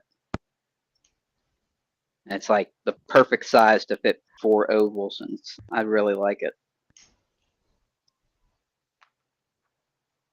Yeah, I use like a fish tackle box myself there, where you can kind of move the dividers around, and that tends to hold my locks really well. That's pretty smart too. What do we want to pick? Oh, there we go. I didn't even feel that mushroom. Yeah, like this one. Yeah, so I'll hold a lot of my locks, and then just move the dividers around as I need. So I got all like Scandi Ovals here, all these Scandi Ovals, Bi-locks, and Acid Twins and stuff. That works out pretty good. Keys, these are all the keys for everything. So I've got a few of these and a large one. I think one from Stanley that holds some of the larger padlocks I can't otherwise fit in here. Oh. That my dream is to one of these days get one of those Anchor Lass padlocks that hold Scandi Ovals, and then I'll be able to swap them all out. Oh god, it's so cool. Oh, you wouldn't be talking about one of these, would you? Oh yeah, those are the ones. Those are the ones! Yeah, that's the one. Oh my god, it's so sexy. Yeah. I forget which model of anchor loss this is, but fairly big, heavy one. It's got a rober in. This is the Franken rober from the Yagios project there. God, it's beautiful. Because I mean the Ruco padlocks with like the snowman cores, those are cool. But that lock is freaking beautiful. Yeah, this is awesome. This is awesome. This was lent to me. I'm supposed to be making a video and getting that out so I can hand it back to TO2. So admittedly, it's not mine. But I do Wow. have You never I do have a know. Ruco 2 as well. Got the Yasuruko 2 snowman cores, and I've got the twin combi in it right now. Beautiful. Yeah, that's really nice. And I also have the Dorma Kaba DC 500 in a snowman, so I can swap it out. That's nice. Hmm. No, I also have one of those ankle glasses. This is from Fabiano. And this one has a, Oh yeah. Dorma DC 500 inside. Now I'm Oh, getting nice. jealous, guys. You guys are making me jealous. That's an awesome little lock. They're really, really nice, aren't they? There they Yes, are. they are. Nice, massive locks. Holy crap. Yeah. Ankle glasses. Oh, they've got some Yeah. weight to them. Have you seen the detainer ones? No. No, in the wild, I've seen a bunch of anchor loss in the wild here in Australia, and they got disc detainers in them. Yep. I've not played with one. I have one for purple belt from Dignity Picks from Dig. Oh, nice and dig, yeah. I just only need to find it. Yeah, there it is. It's one of my biggest locks. And it's really heavy. Oh boy. It's this one. Oh yeah, look at that big closed shackle. Oh yeah, disc detainer, yeah. Terrible huge lock with this long detainer. What is this thing called? Detainer key. Has these long keys. And I talked. So we discussed this lock with Dig, and there's one problem here. So this one is the discs are well recessed, like they are really deep inside the lock. So you need like a custom disc detainer pick to pick these. Oh, okay. How many discs are inside? I need to check on LPU, but I think it was like more than 10. It was maybe 11. Oh yeah. Yeah, you need a long ejector pin for that. Yeah, let me check. 1, 2, 3. A second. 2, 5, 7, 9. Yeah, around 10. Around 10 discs. Yeah. That'd be tough. I still haven't picked disc detainers myself. I don't have a disc detainer pick, but I really would like to get into it. I have a couple lying around that I'd like to give a try. Why not build one? Lockchuck has a nice body for the picks. Yeah, And that Cheetos pick, right? yeah. I gotta get my hands on that. Okay, Jeff and Things wanted to know what a Scandi oval is. It's this format here. Yeah, Scandinavian. Yep, Scandinavian oval. There's two screw holes in the back to hold it into whatever door, and they're all universal. They're like, I have this one here. This is an ASA 700 Scandi. There's an ASA 600 Scandi. They make, twins. They have combis. They have all kinds of different formats that are all in that same format, that oval. Yeah, anything you can think of, ASA. For sure, This is Ruco, like the Danish or Swedish locks. And there's a smaller version of the same anchor lass. This is a 820 too. And again, same keyway. So well recessed discs again, but smaller. But it has the same length for the key. So again, 10 discs. Oh wow, even that one's a 10 disc? Yeah. Jeez. That'll be fun. Hey, you'll get there, Jeff. You just keep picking away, and you'll eventually be picking some Scandies. Because I have actually I just picked it earlier in this stream. Is this one right? Not that one. This one. This Scandinavian Oval. It's a blue belt. Maybe if I can get this thing to lock back up. There we go. This one here is just a blue belt. ASA 700 with all tapered pins. Oh yeah, tapered, yeah.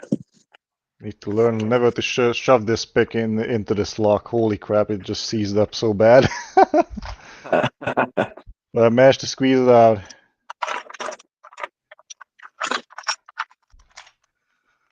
Man, I can't pick locks tonight. That's bad. Let's pick something So that I speaking can of pick.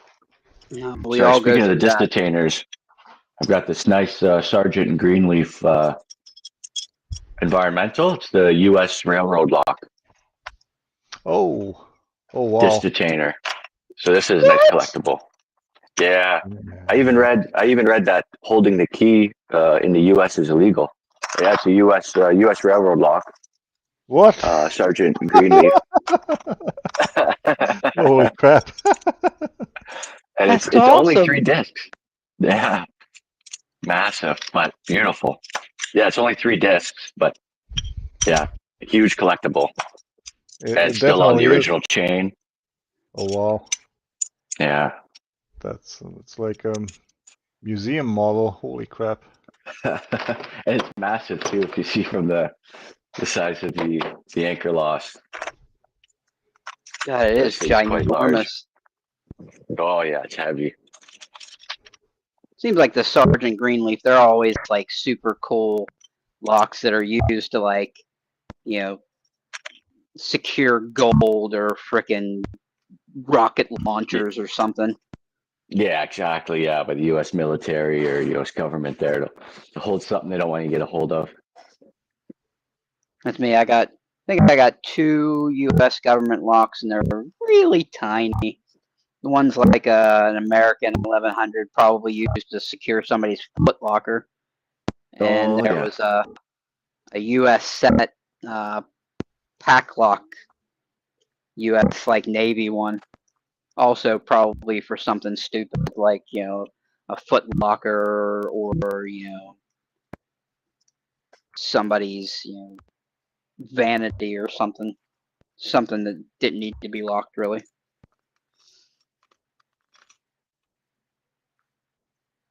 Yeah, I've seen a couple of the American lock ones, and I think even there's some master lock ones that have the U.S. on it. Some of the old all brass locks. I think I saw Terry B in a video recently, and he had a nice kind of a round padlock.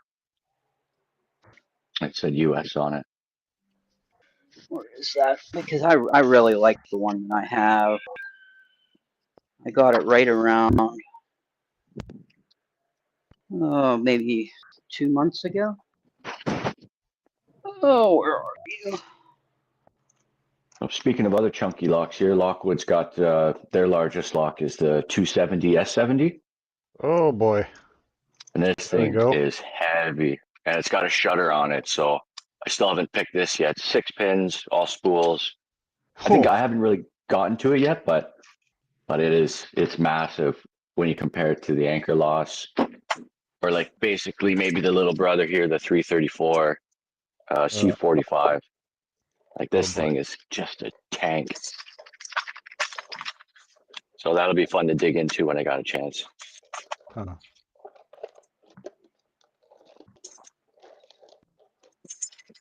Okay. Not in there.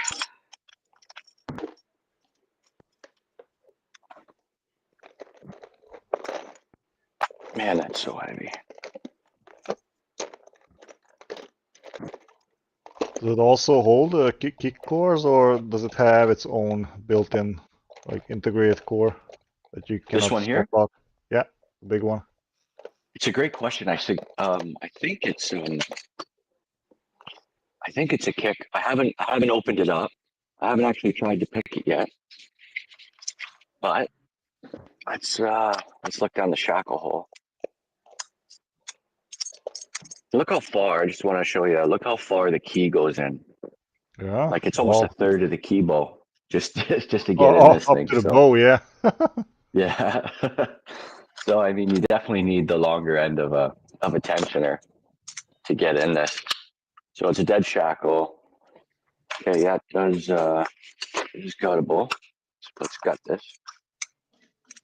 Okay. Should probably be trying to pick it, but that's Oh, you got my attention. let's see.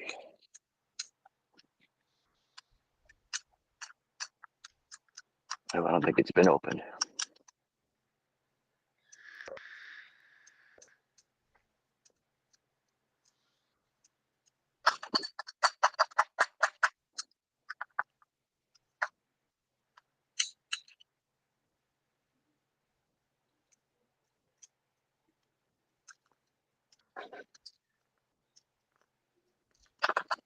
Oh, there we go. Probably should have removed the key.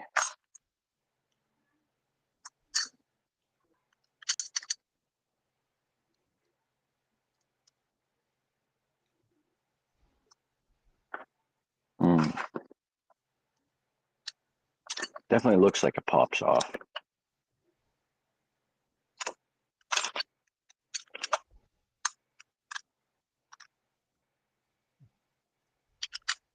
I have a shackle closed. Boy, that is a freaking chunky Lockwood. Holy smokes. Yep. Yeah, it is a monster. So it certainly looks like it guts. Just gotta figure out how to push this thing out. It's probably just a drain hole. Let's get the key back in. Sit down.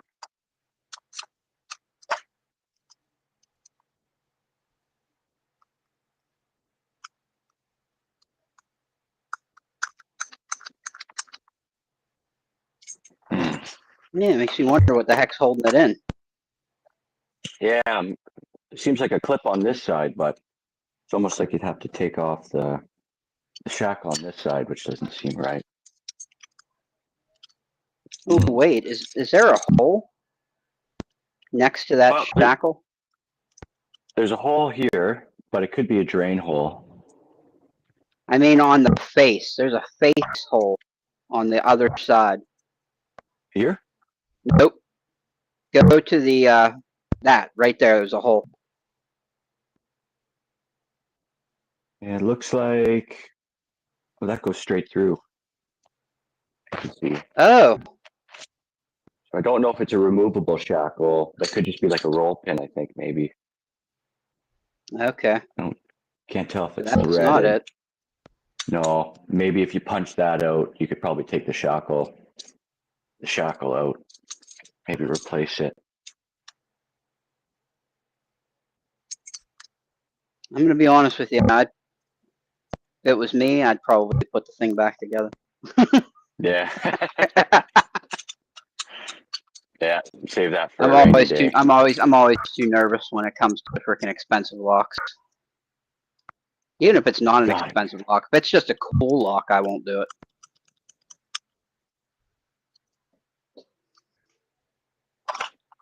There's my one US lock. Nice American. From Junk Unk Bros. Just a nice 5-pinner. Oh. And then this one is like my favorite. It's a old brass pack lock.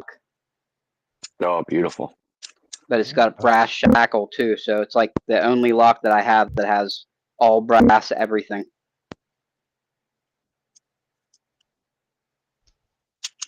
Dead shackle, dead core, all brass.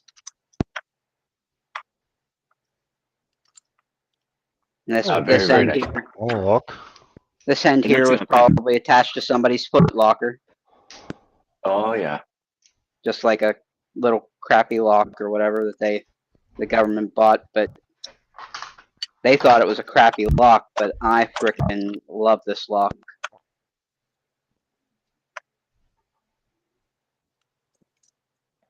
That's a pack lock? Yep, pack lock. Oh, okay. Oh, it's really Let's nice. see It if- looks a lot like the master lock I have with the rodeo core. Says it has pack lock stamped on the top and pack lock stamped on the key. Oh yeah, nice. And then on the side it says US set. Oh, okay.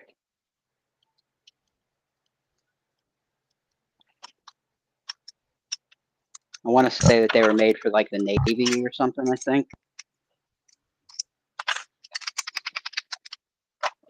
I've seen a couple with US set. I think American locks, maybe not the pack locks.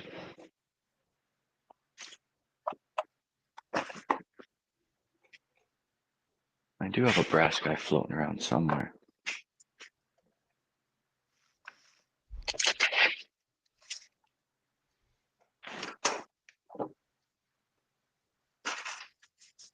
Ah, oh, similar. Yeah, it has a US set as well.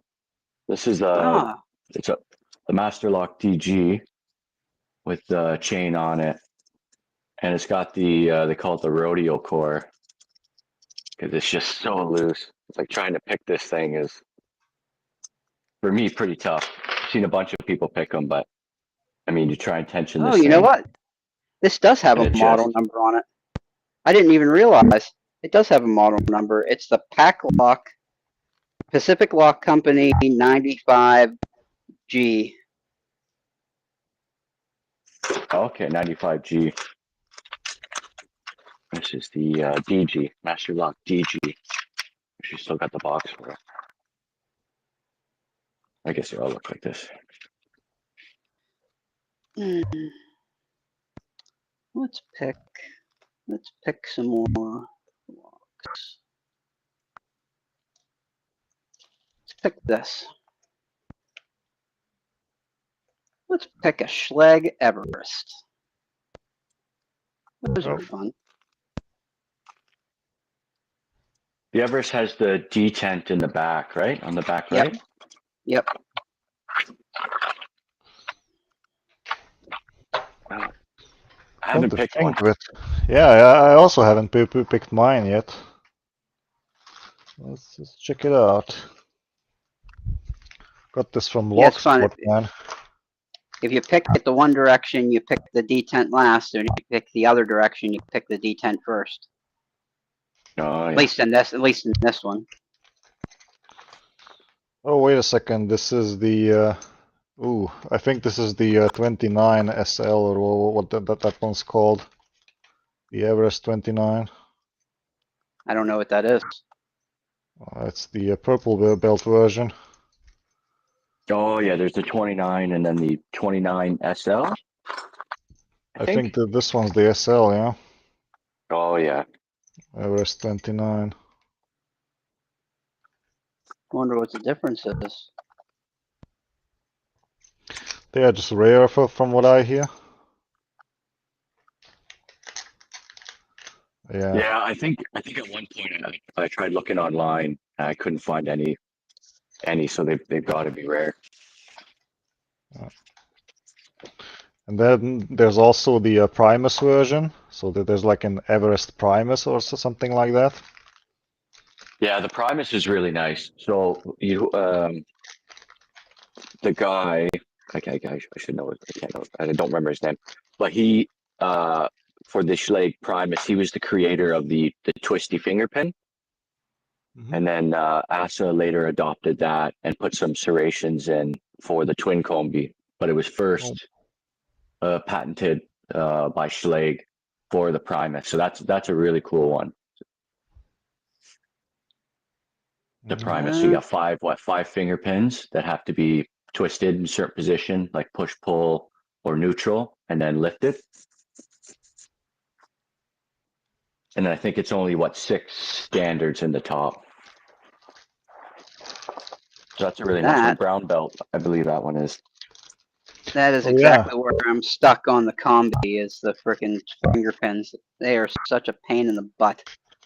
Oh man, they just feel like mush. Like I'm okay setting the positions, but there's just not a lot of feedback.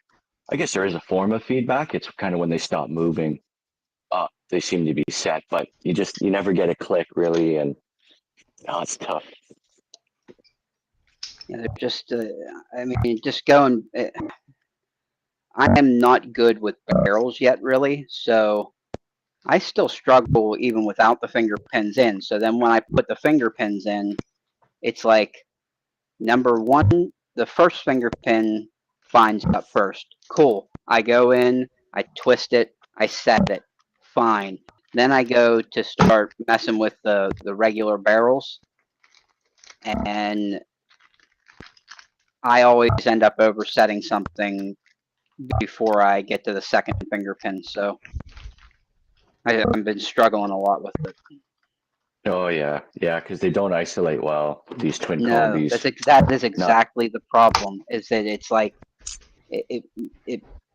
it would be so much easier if I could go in and set all of the finger pins and then just worry about the barrels, or set all of the barrels and then go set the finger pins. Going back and forth is like maddening. Yeah, agreed.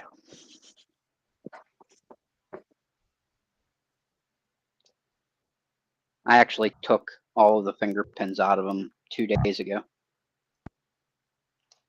Take another step back because it was just driving me nuts.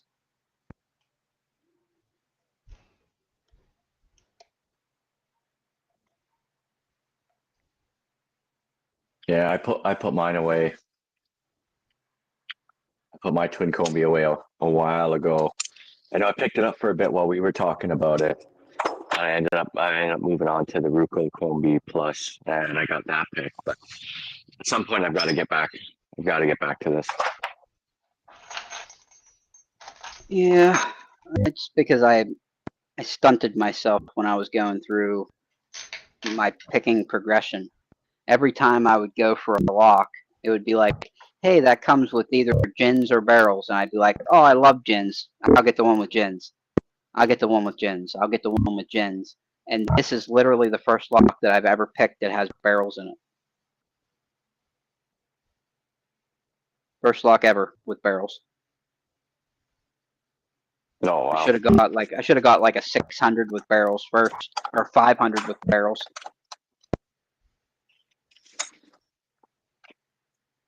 Yeah, definitely having those starting there would be a good idea with the barrels for sure. It can be a lot of fun, but it can certainly be frustrating. So you get a feel for them. Yeah, I did just that because so every time I'm introducing myself to a different security mechanism, barrel pins, gins, whatever that is, I'm always trying to find the easiest one first so I can figure it out. So I can concentrate on the security, and then move on to the more advanced version, like 6-pin version or something, more complicated. That is a very good piece of advice that I kind of wish that I would have taken.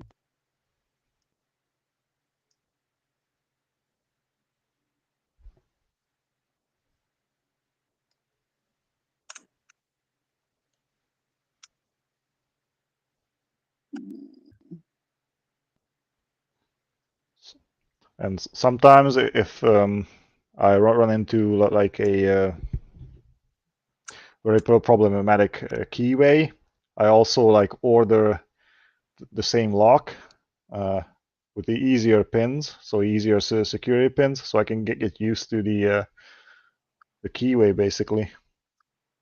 Oh, okay. Okay. Oh. Actually makes sense too. Oh, It's also 'cause smart.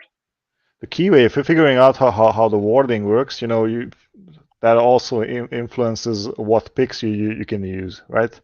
So right at the Yes. start, when you're just guessing, could be maybe this one, the flat hooks, or the I don't know, like a very narrow round hook, right? Which one goes to the warding? So which one can I use to lift those high lifts? That's always a question.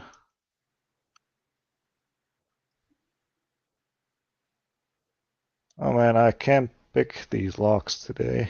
Too late. You and me both, brother. You know how your senses get numbed when you're tired, and you don't know what's going on. Yeah, I know exactly what you mean. Yeah, it's got to be a late one for you now, Wolfgang. It is, yeah, 12. So I might as well bid my farewell, and then come back another time. Hey, Sounds good. It was good chatting with you yeah. today. Yeah, thanks no for coming, problem. man. Yeah, thanks for having me. That's good. I'm really glad that I started early. That way you could come in and then you can leave at like a halfway reasonable time and get some sleep. I Yeah. think last week you were here till probably 2 o'clock in the morning your time. So Yeah, indeed, I was. Not today, unfortunately, because I have a pretty busy day tomorrow. Or today, sorry. Because it's already past midnight. yeah, thank you so much for coming, and I appreciate it. I'll see you next week, man. Yeah, thank you very much. Next week we have the what type of a stream do we have next week? Okay, so we have this stream today, and I'm trying to think, do we have a Sunday stream this week? No, no Sunday stream this week. Okay. Yep, All right. Stu and I do it every other Sunday. So we did it last Sunday. This Sunday we'll be off. So. All right. Good. All right. Nice to know. Well, thank you very much. Thanks for having me again, Chevy. Nice to have you on board again with us. And yeah, this is it. Have a good night, guys. See you. Yep. See you later. Catch you on the next one.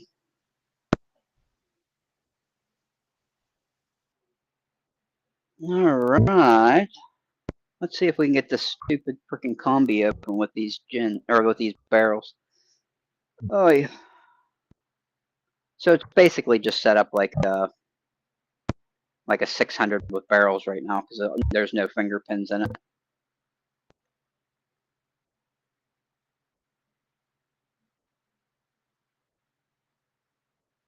Oh, you know what? But I forgot to take the sidebar out. Oops.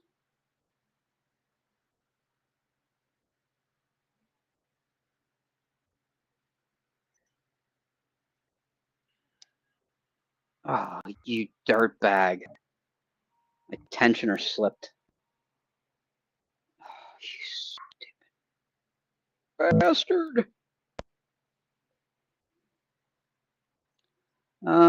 Let's try this one.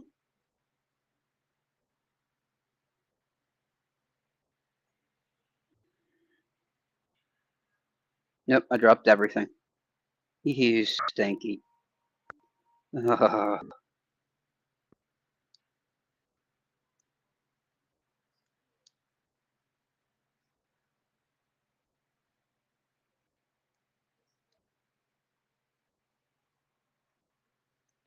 How's everybody doing? We got anybody new in the chat? Nola, Jeff and Things, Unhinged, Isamu Sushi, nope, same guys.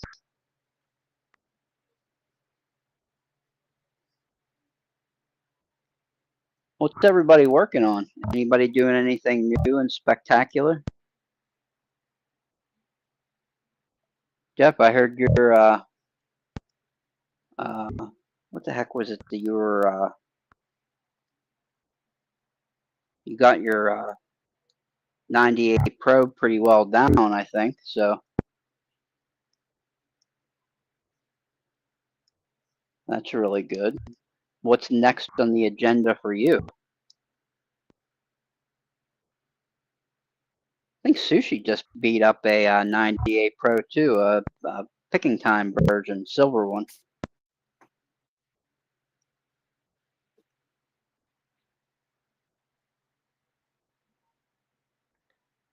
No, okay, I'm back.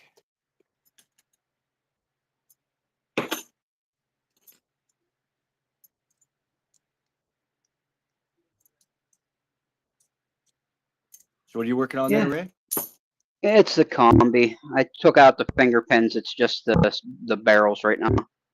Oh, okay, nice. I need to get better at the frickin' barrels. It's just I'm not really good at identifying. Like I understand I got to go through and I got to pick it like tapered pins until I get everything into the milling. I get that, and then I get setting most of the pins, but then I'll get to the point where it's like you can tell that there's like one pin left, but I can't identify really well which one it is. Yeah, I guess without the muscle memory, it is kind of tough because for me, it seems counterintuitive. So normally if they're all set and you're pushing up on these barrels, if you start to get that rotation, then you know you're about to overset it. But when it comes to that last one, I always find it's like just like the last little lip you have to go over. So Yeah. the one that's kind of giving me the most rotation, I'll pop up. Okay, so that actually makes sense because I did find that whenever I start feeling like really significant counter rotation, kind of like, oh man, that feels kind of like a spool, that you shouldn't mess with that one because that one you're pushing up a key pin, and that's why it's counter rotating like that. Yeah, But and you'll find out quite quickly if that's not the one because well, that's it. I Everything mean, if goes you to pop mush. it up, you'll lose everything. That's it. Everything is just mushy after that. Oh, come on.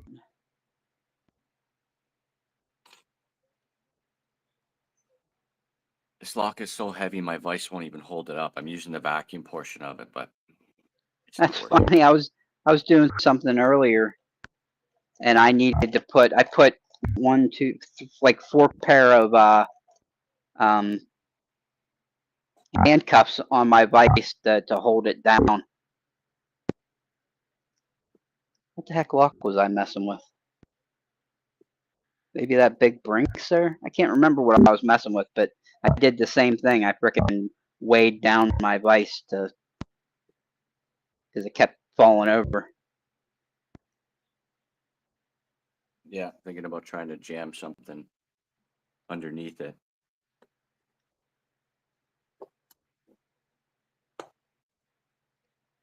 This thing.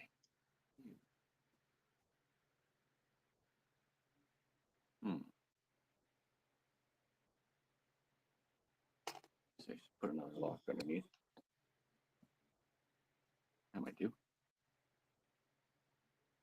So Samu's going for his blue belt. So is Jeff and things. That's freaking awesome. What was that? Repeat that.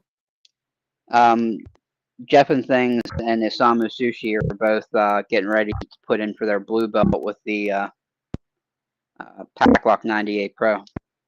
Oh, nice.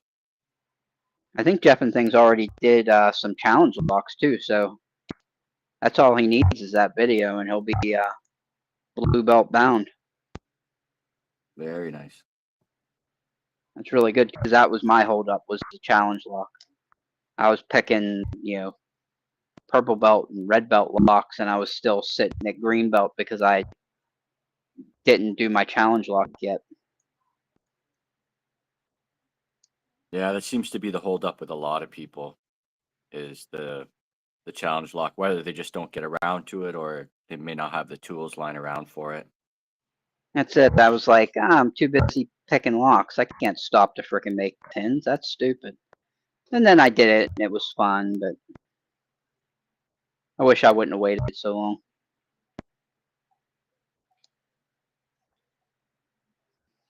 Hmm.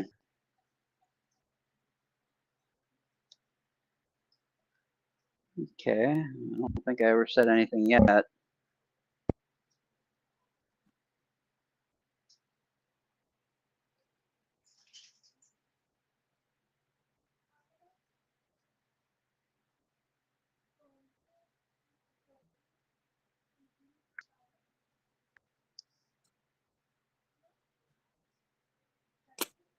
Hmm.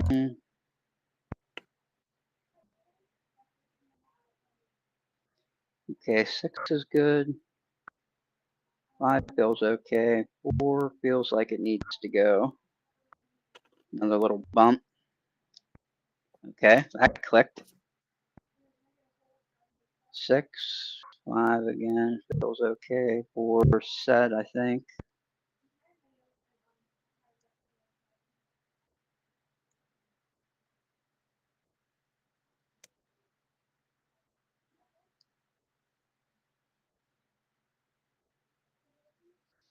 Oh my goodness. Set, set, set.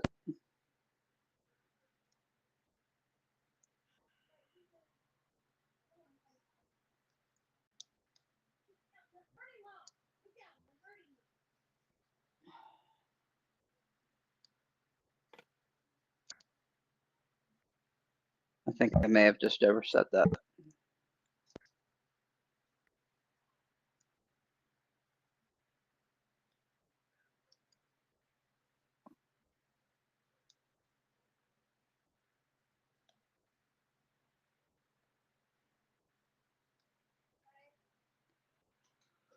Hold on, guys, 1 sec.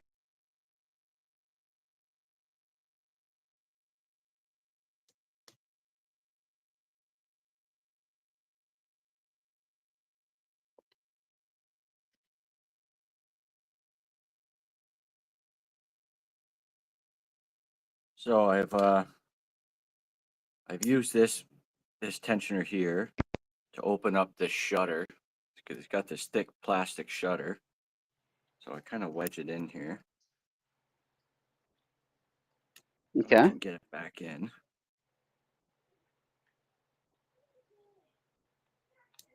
There we go. And I've just turned it over.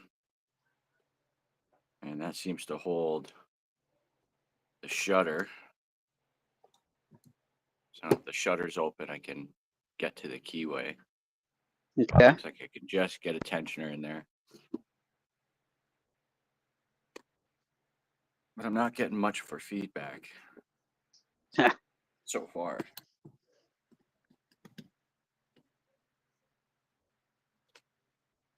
My wife said she just ordered pizza for dinner, so yippee Nice. skippy. Yes. So I got about a half an hour before she's going to be back with food. So let's hurry up and try and get this lock open. I got a half an hour.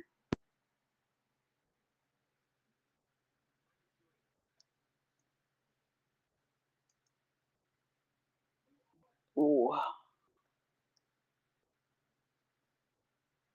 That's it. These things, barrels seem pretty straightforward until you start getting to like the end. Then it's like, which one is it? I don't know. This one kind of feels like it, and this one kind of feels like it, and it seems like I always choose freaking wrong. Yeah, the further you Like get I need to into start it, the writing. harder they bind. That's it too.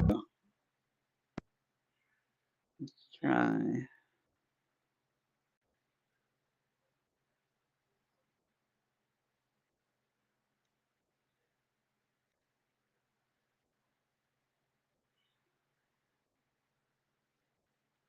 Two, one. Oh, there we go. Something just clicked.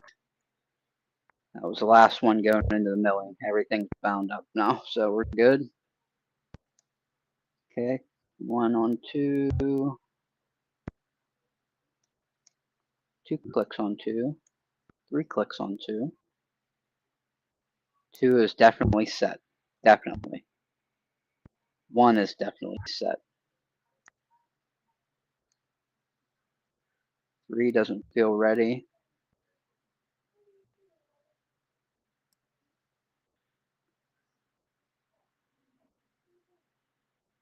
I think we need to. I think number 3 is the one it needs.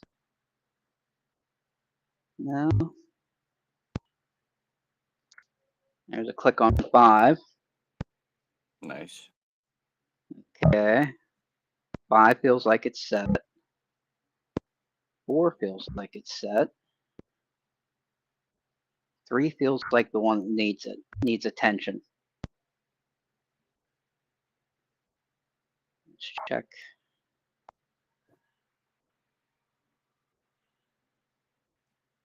Yeah, it's definitely 4.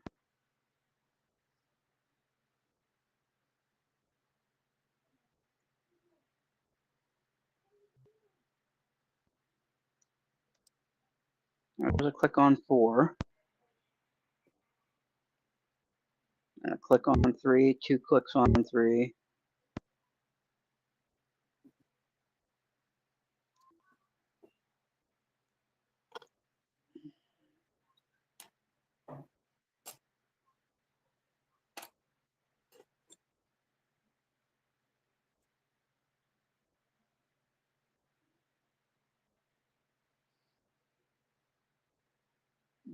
Okay, 2 is good.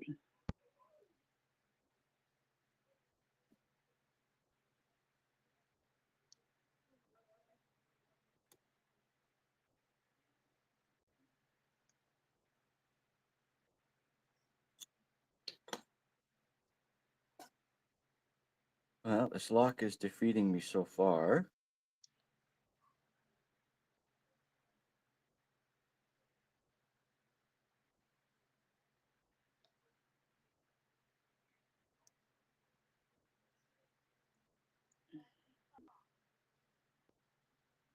Huh.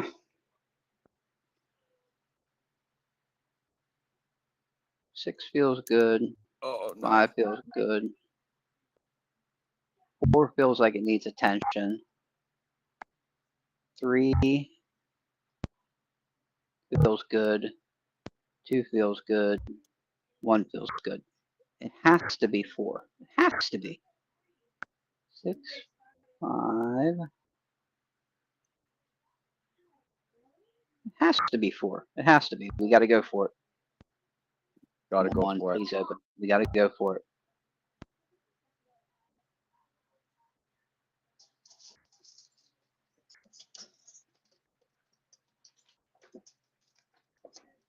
I just slipped off of it. I about had a stroke there.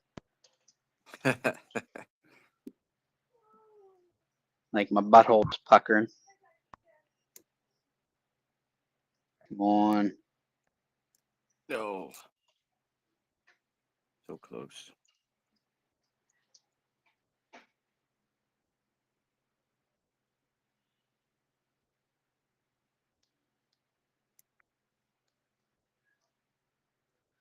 Let me look at that key. Where's the key at for this stupid thing? Okay, so we have a low cut, high cut, and it steps down and back up. Okay, let's feel what we feel inside. Low cut, high,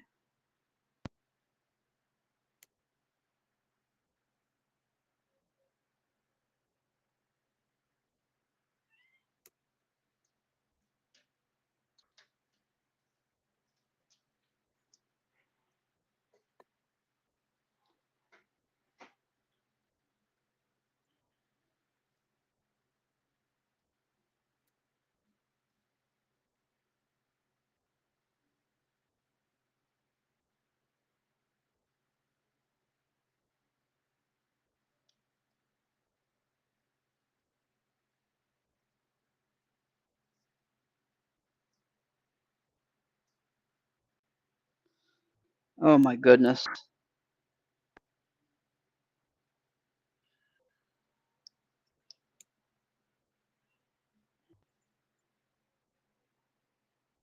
Okay, try one. Oh, I got it. You got it! Nah!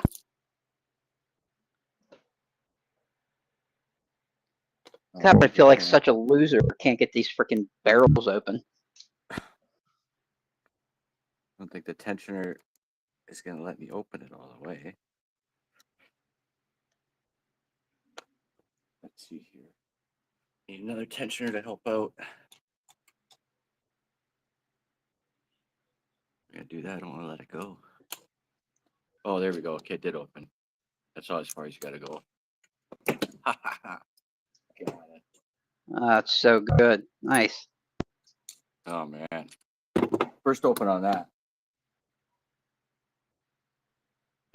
Super happy about that. Now I'll just have to talk to TO2 and figure out how you got this thing. That's it. What are you gonna? Oh man. Just a monster. It's got to weigh at least 2 pounds. At least. God, what the hell? The high, low, lower. High up front.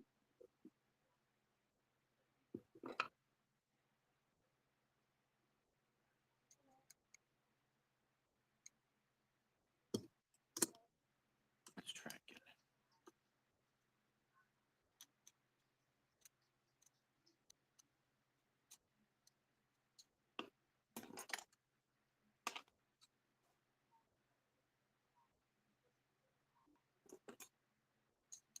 Just push on this.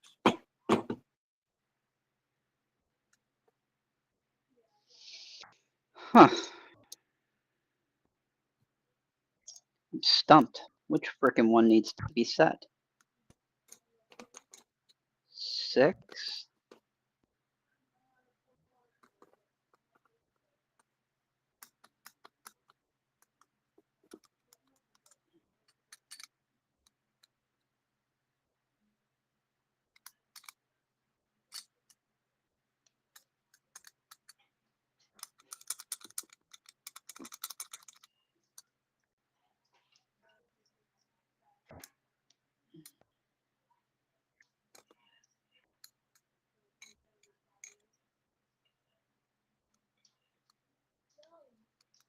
Okay, that was 5. Just clicked.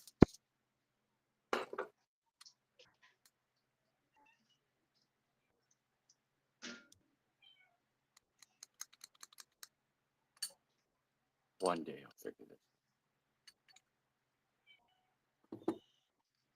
But not today.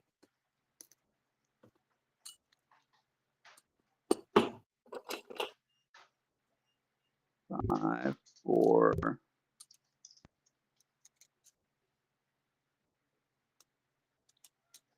6, 5, 4.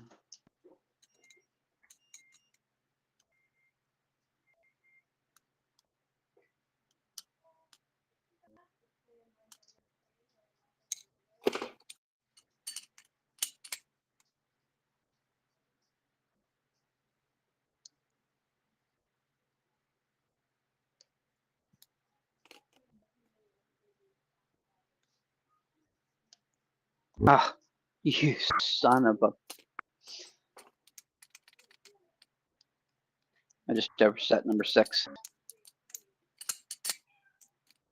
Holy crap.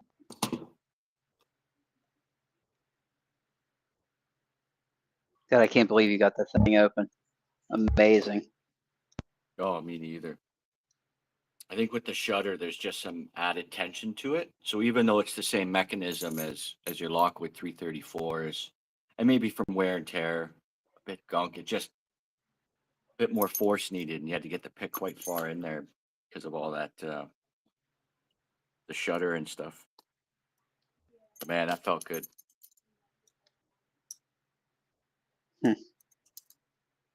I've never picked a Lockwood before. Oh no, you haven't? No. Oh, I'm gonna have to send you one then. Nope, I've never had one. Oh, a lot of fun. I mean, at first it's a different feel because they've got these spools that are very shallow. So it's a really fat spool and they have very Okay. thin lips. So it's a different feel from your normal spool you'll find in a lot of the American type locks. Okay. But once you get a hang of it, it becomes fairly standard, fairly easy. So it becomes a comfort lock. Sometimes you can pick these in hand and stuff. Oh, I cool. think you'd really like it. The mechanism and stuff works really nice, and it just feels like quality. A lot of people like them. I just never came across one. Come on. We'll have to figure something out then, some type of lock trade or something. I can get you I'm totally game for that. get you a Lockwood. Yeah, we'll chat on Discord.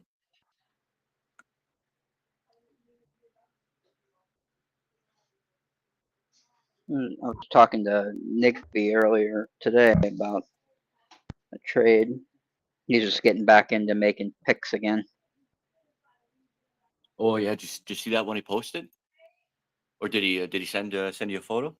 Yeah, he did. That was a really nice one. The maple. Yeah. Yeah, he said he used like I think a silver gray resin. But I told him, hey, it's a maple dimple pick. You can call the resin rings maple syrup rings.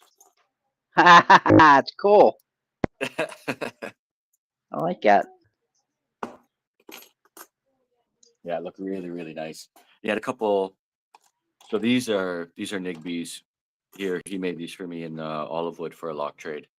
So yeah, his new maple one. Obviously, it's darker because it's made of maple, and he's got 2 silver gray resin rings here, as he normally does, and then he has two more resin rings at the back, right? And I thought that was really nice. That was a really nice touch. Yeah. To put another couple resin rings there. I thought that looked really good. Yeah, eventually I gotta frickin' start making some handles. I haven't decided whether I want to get a lathe and start with wood, or if I want to get like some molds and start with some like acrylic or whatever, and just pour like some test tube blanks and frickin', Yeah, that's not a terrible idea either. You read my mind though. I just picked up some resin. Like I do have some resin, but for some reason, like I tried to make some blanks my own, and they didn't turn out very well. I potentially I didn't have enough hardener in them, so I used like a green, gold, and a blue into this like silicone I picked up at Kmart or something. But unfortunately, it's just they're not hard enough. But because I can bend them, so the second I put it on a lathe, it just bends and it comes loose from centers and it just flies out. So unfortunately, it just doesn't work. I could probably use these for pin tumblers, and if I have a full tang in it, it would maintain its shape for the most part. So I think I'll use these for pin tumblers. Just use them for scales. Because I picked up some art resin to try. So I was talking to a guy at a hardware shop or like a craft shop type thing, and he said this was the type of resin I want if I want something like super hard. So hopefully this will work to make some blanks. Yeah.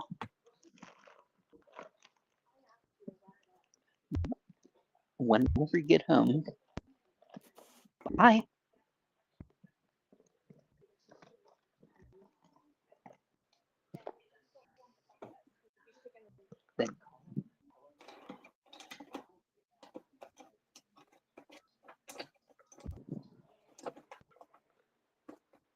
Oh crap! There it is.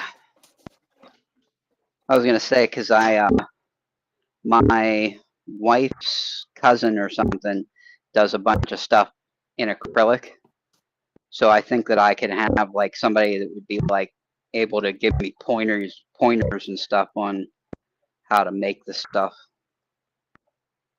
Oh, definitely. If your wife friend does, yeah, I would say for sure ask them. Because this is super hard, kind of like acrylic stuff. Super strong. We have like a bunch of coasters made out of it, bowls, and just all kinds of crap that she's made out of it. Oh, cool. Yeah, she'd be the one to talk to then for sure. Yeah. Because I only buy the blanks. Trying to make them hasn't worked for me, so I can't give you any advice on on how to make them. That's it. I think that might be the way. Just get some test tubes and like maybe silicone test tubes type, molds. Make the acrylic, pour it into it, and then turn it down, drill a hole, and then drop the pick into it.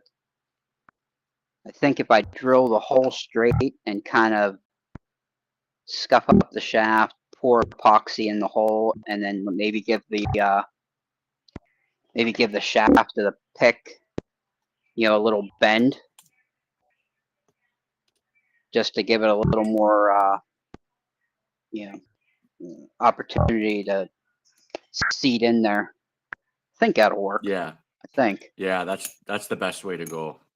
Definitely. Like I try and scuff up the bottoms of my shafts too, or I'll even gouge them so then more epoxy can get in. Because I'll drill a 1.5 mil hole for a 1.5 mil shaft, so it's hard, because the air doesn't want to release because it's such a tight fit getting in there. Yeah. So if you kind of gouge it, it's got a better chance of getting some epoxy in there.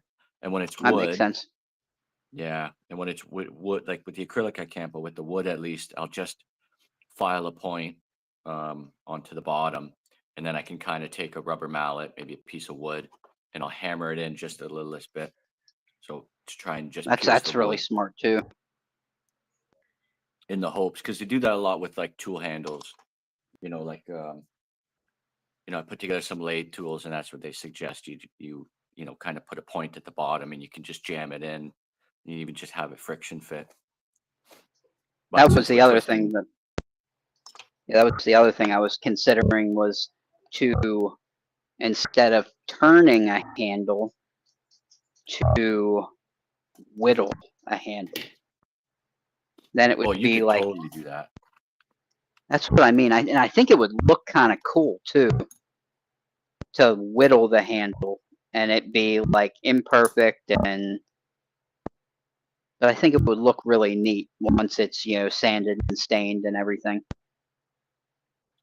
Yeah, it would look like you picked up a stick out in the woods That's there, it. sort of. Yeah, I can picture the idea you have. I like that. Yeah, I think I like it too. My wife's getting ready to leave to go get the pizza, so we're gonna start cleaning up here. Okay. Maybe take a look around and see if anybody has anything to say in the chat. Bop, bop, bop.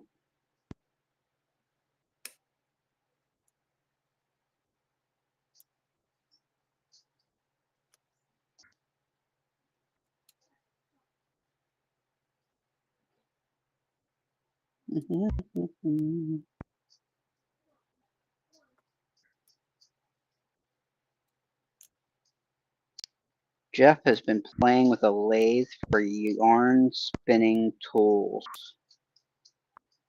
I'm intrigued. What do you do with yarn spinning tools on a lathe? Or are Well, you I think it's making yarn spinning tools? yeah, I think it's the bowl. I think you can make. I've seen bowls there where you can set the yarn in, so you pull right from it, and it just spins within this bowl. So I imagine Okay. he's doing like he's hollowing out. Correct me if I'm wrong, Jeff. But yeah, he's hollowing out, and he may leave like a spindle in there, and then it'll That's probably be neat. cut out on the side, so it'll just spin as he's pulling his yarn. That's That's pretty neat. cool. It's like basically making bowls. That is neat. That's pretty cool. Yeah, I've got a nice big lathe here, about 0.5 meter. So I could get an extension for a full meter, but yeah, I've got a nice 550 watt lathe I like playing around with. Yeah, I used to run a lathe for a long time, CNC, and stopped. Maybe, how long ago was that I moved off the floor? Maybe 6 years ago or so. So, I mean, I'm sure I could frickin' do it. It's probably been 10 years since I ran a manual lathe, but I'm sure we could figure it out. Oh That's the yeah. thing. But It's I like riding a bike. machined, yep, I machined metal though. So it wasn't wood. So I'm sure that wood is a little more forgiving Oh yeah. since you're, manually using a chisel to frickin' cut. So it's not like you're gonna wreck. Yeah, a lot less precision, right? I mean, it's going to be more artistic than anything. So, if you go too deep or get a tear out, you just make the diameter smaller or something, right? So no problem. Yeah, that's it.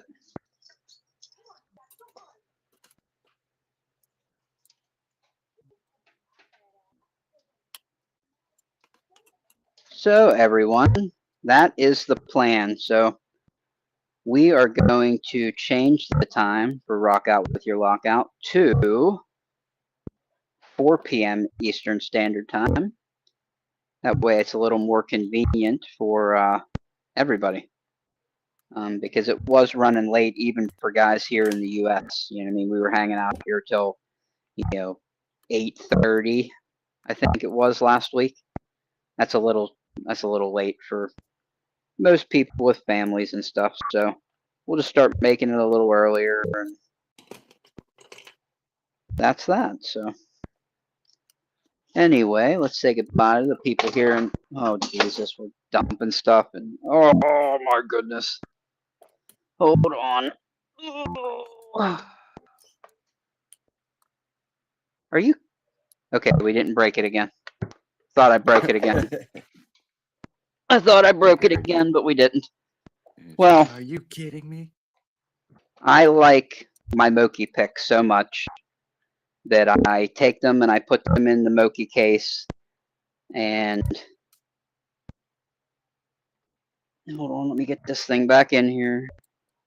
Love my Mokis. I love my Moki case, and I love them so much that I put the Moki case inside of another case to protect them because they're freaking outstanding, awesome picks. So I put them inside of a hard clamshell case to keep them from getting like messed up. Because here's the thing. I have 3 dogs. I have 2 pit bulls and a golden retriever shepherd mix, and I have a cat. And what do you think that they would do to this freaking nice leather Moki pouch? They would probably they would totally shred it in a second. A really nice case, actually. Yep, and these are the ones that I pick at like most often, like just chilling out when I'm sitting on the couch with my wife watching TV or whatever. That's the one that I use the most often. Is the Mokis. Anyway, I hear a lot of good things about Mokis. I'm gonna have to give them a try one of these days.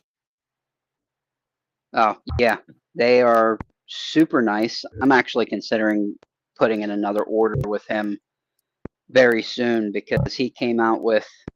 He has. Let's open it back up. He has what he calls the extra line. So his regular picks are. There we go. Here's his. Let me go full screen. His regular picks are right here. You see how slender that shaft is? That's the regular pick. Here's his extra. They're like freaking. They're like crowbars compared. You can put way more freaking torque on these and not bend them than his regular thin picks. So he has the extras in flat. So his normal picks he has short, medium, deep, and like extra deep. His extras he has just short, medium, and deep. So he has them in flats, gems, and now he has them in rounds too. So I want to get those to. I like his rounds, but I think I'd like them as extra rounds more. That green one you were showing looks like a really nice profile. They are. That's I like his. the nice slender profile of it. Yeah. There is pointed. He has flats, rounds, and then pointed. Oh, okay. So they come to a pretty sharp point, kind of like a Christina Palmer thin. Oh, okay. Yeah. Yeah, those are really nice. That's what I actually use for Medicos now. Because actually on my last live stream, I showed damage. What happens to Medico pins whenever you use gems to turn them. Yeah, I scratched the back of the pins quite a bit. Yep, you scratch them like really bad. Pretty, depending on how many times you've picked it, you can put a pretty significant, gouge into it. So I switched to the thins, and it seems like it's not quite as damaging to the pick or to the pins. Oh, well, that's good to know. Yeah. I've damaged quite a few pins, the medical pins for sure with the gems, and I'm not very gentle the way I pick. So Me neither. Oh, let's take these stupid things off here. Okay, so everybody, we're gonna wrap her up here. Everybody have a wonderful evening. Let's say goodbye to the people that are here. We got Jeff and Things. Thanks for coming, man. You've been here for most of the evening with us. Osamu Sushi, thanks for hanging out. I know you're at work. Nola, always a pleasure, even when you're busting my balls for 3 hours straight. I don't think anybody else is here. Maybe Ryan Fitz. He likes to hang out in the background and just kind of chill. And Chevy, thanks for coming and hanging out, man. I appreciate it. It was good getting to talk to you again. It's been a couple weeks. yeah, it has been a bit. Yeah, always a pleasure to come on. Yeah, it was a good time. I don't know. I was sucking at picking today, so it is what it is. We all go through it. I mean, I was just Oh yeah. I got into the zone with that freaking combi, and it's just I need to practice. That's what I need to do. I need to not worry about, now that I'm getting the house kind of in order, I can kind of focus like I used to and kind of because I would put all the time, I would put in, 3, 4, 5 hours a day picking a lock. If I really wanted to get it done, I was going to get it done, and I'd put in as much time as necessary. Like when I was going to pick the Gold Z, I'd sit there and pick, I'd be watching TV with my wife. I'd be picking at that lock. We'd go to bed. I would literally have this vise on my lap with it in it until she turned the light out on me. She would literally turn the light out on me. It would be like, "Hey, thanks for letting me know," and it would be dark. It's like, Yeah. okay, I guess it's time for bed. Yeah, either that or glow in the dark pick. That's funny. But yeah, that's kind of the way I am when I'm picking. It's like sometimes I'll get in the zone, not even realize. But oh well. Oh, Unhinged wrong with is that. here. Keith is here as well. So thank you guys for coming and hanging out with us. New time next week, 4 p.m. Eastern Standard Time. I'll put out a little notice, like a YouTube community post or whatever they call those things. I do want to say I appreciate you guys coming and hanging out with me, because it's a good time. I just kind of like hanging out. It's like hanging out with my buddies. It's a pub, just picking locks. It's like having a lock sport meetup in my kitchen, and that's cool. I really appreciate you guys hanging out with me. So, thanks.